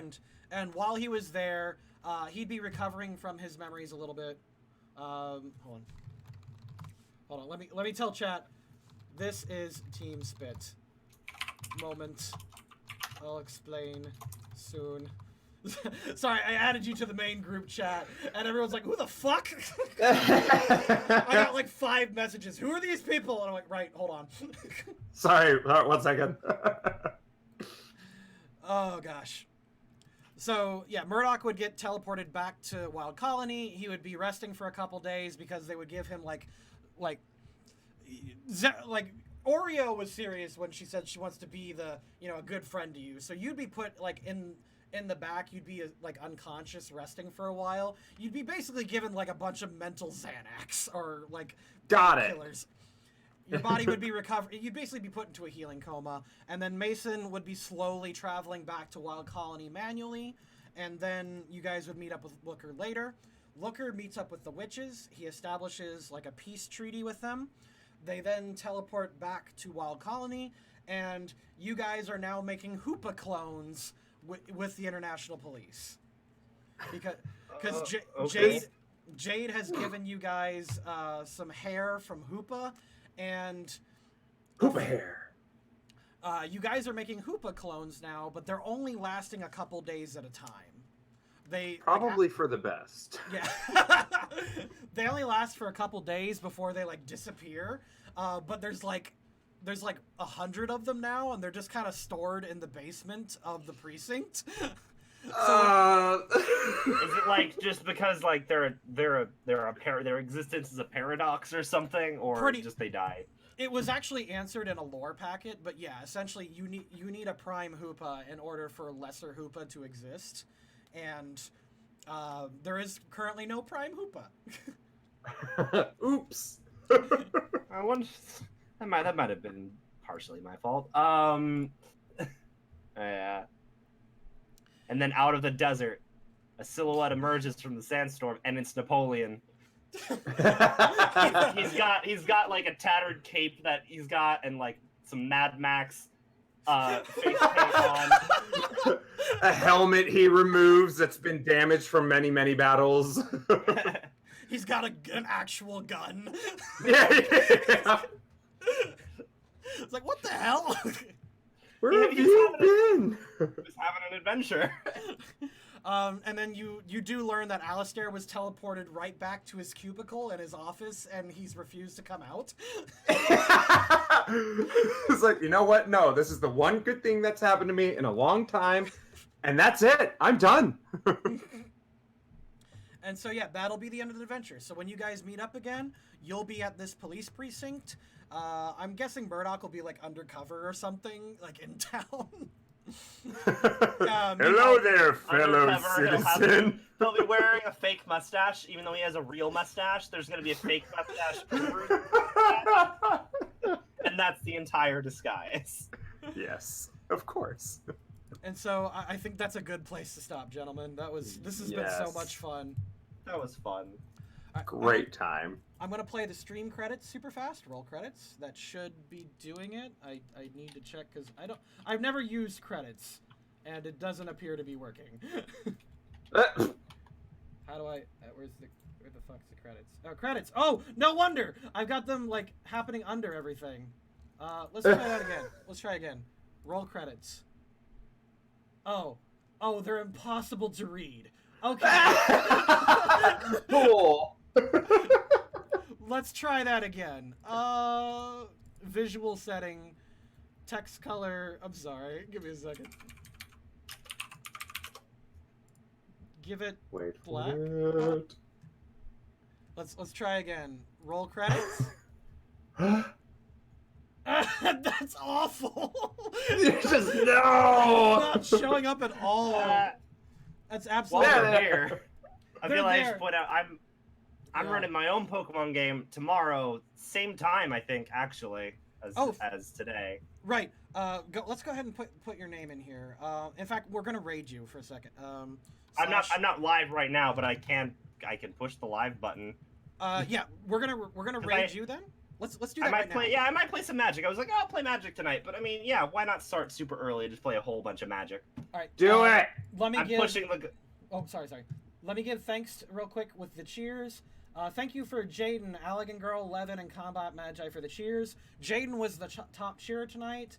Thank you, Missing Novice, Moobot, Rex, and Kinesai for moderating.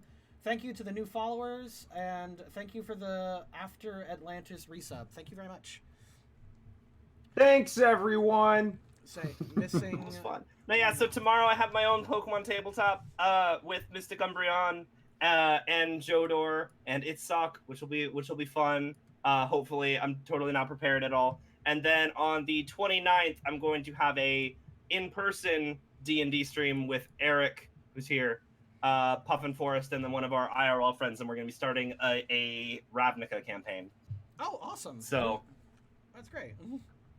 So if any of that interests you guys, twitch.tv/missingnovice. I'm gonna go ahead and hit the raid on that. We're raiding you! Yeah! Yay! Cool. Woo! You should all follow Missing Novice. Thank you. Yep. I'm probably going to. Yeah. All right, Yeah, go ahead. Do some magic. I'm probably gonna grab myself a snack though, so I'm not like starving. All right. Should I end the stream right now, or should I just end it? You can end it. I'm live. The right thing is working. Cool. All right. Raid. Cool. Bye.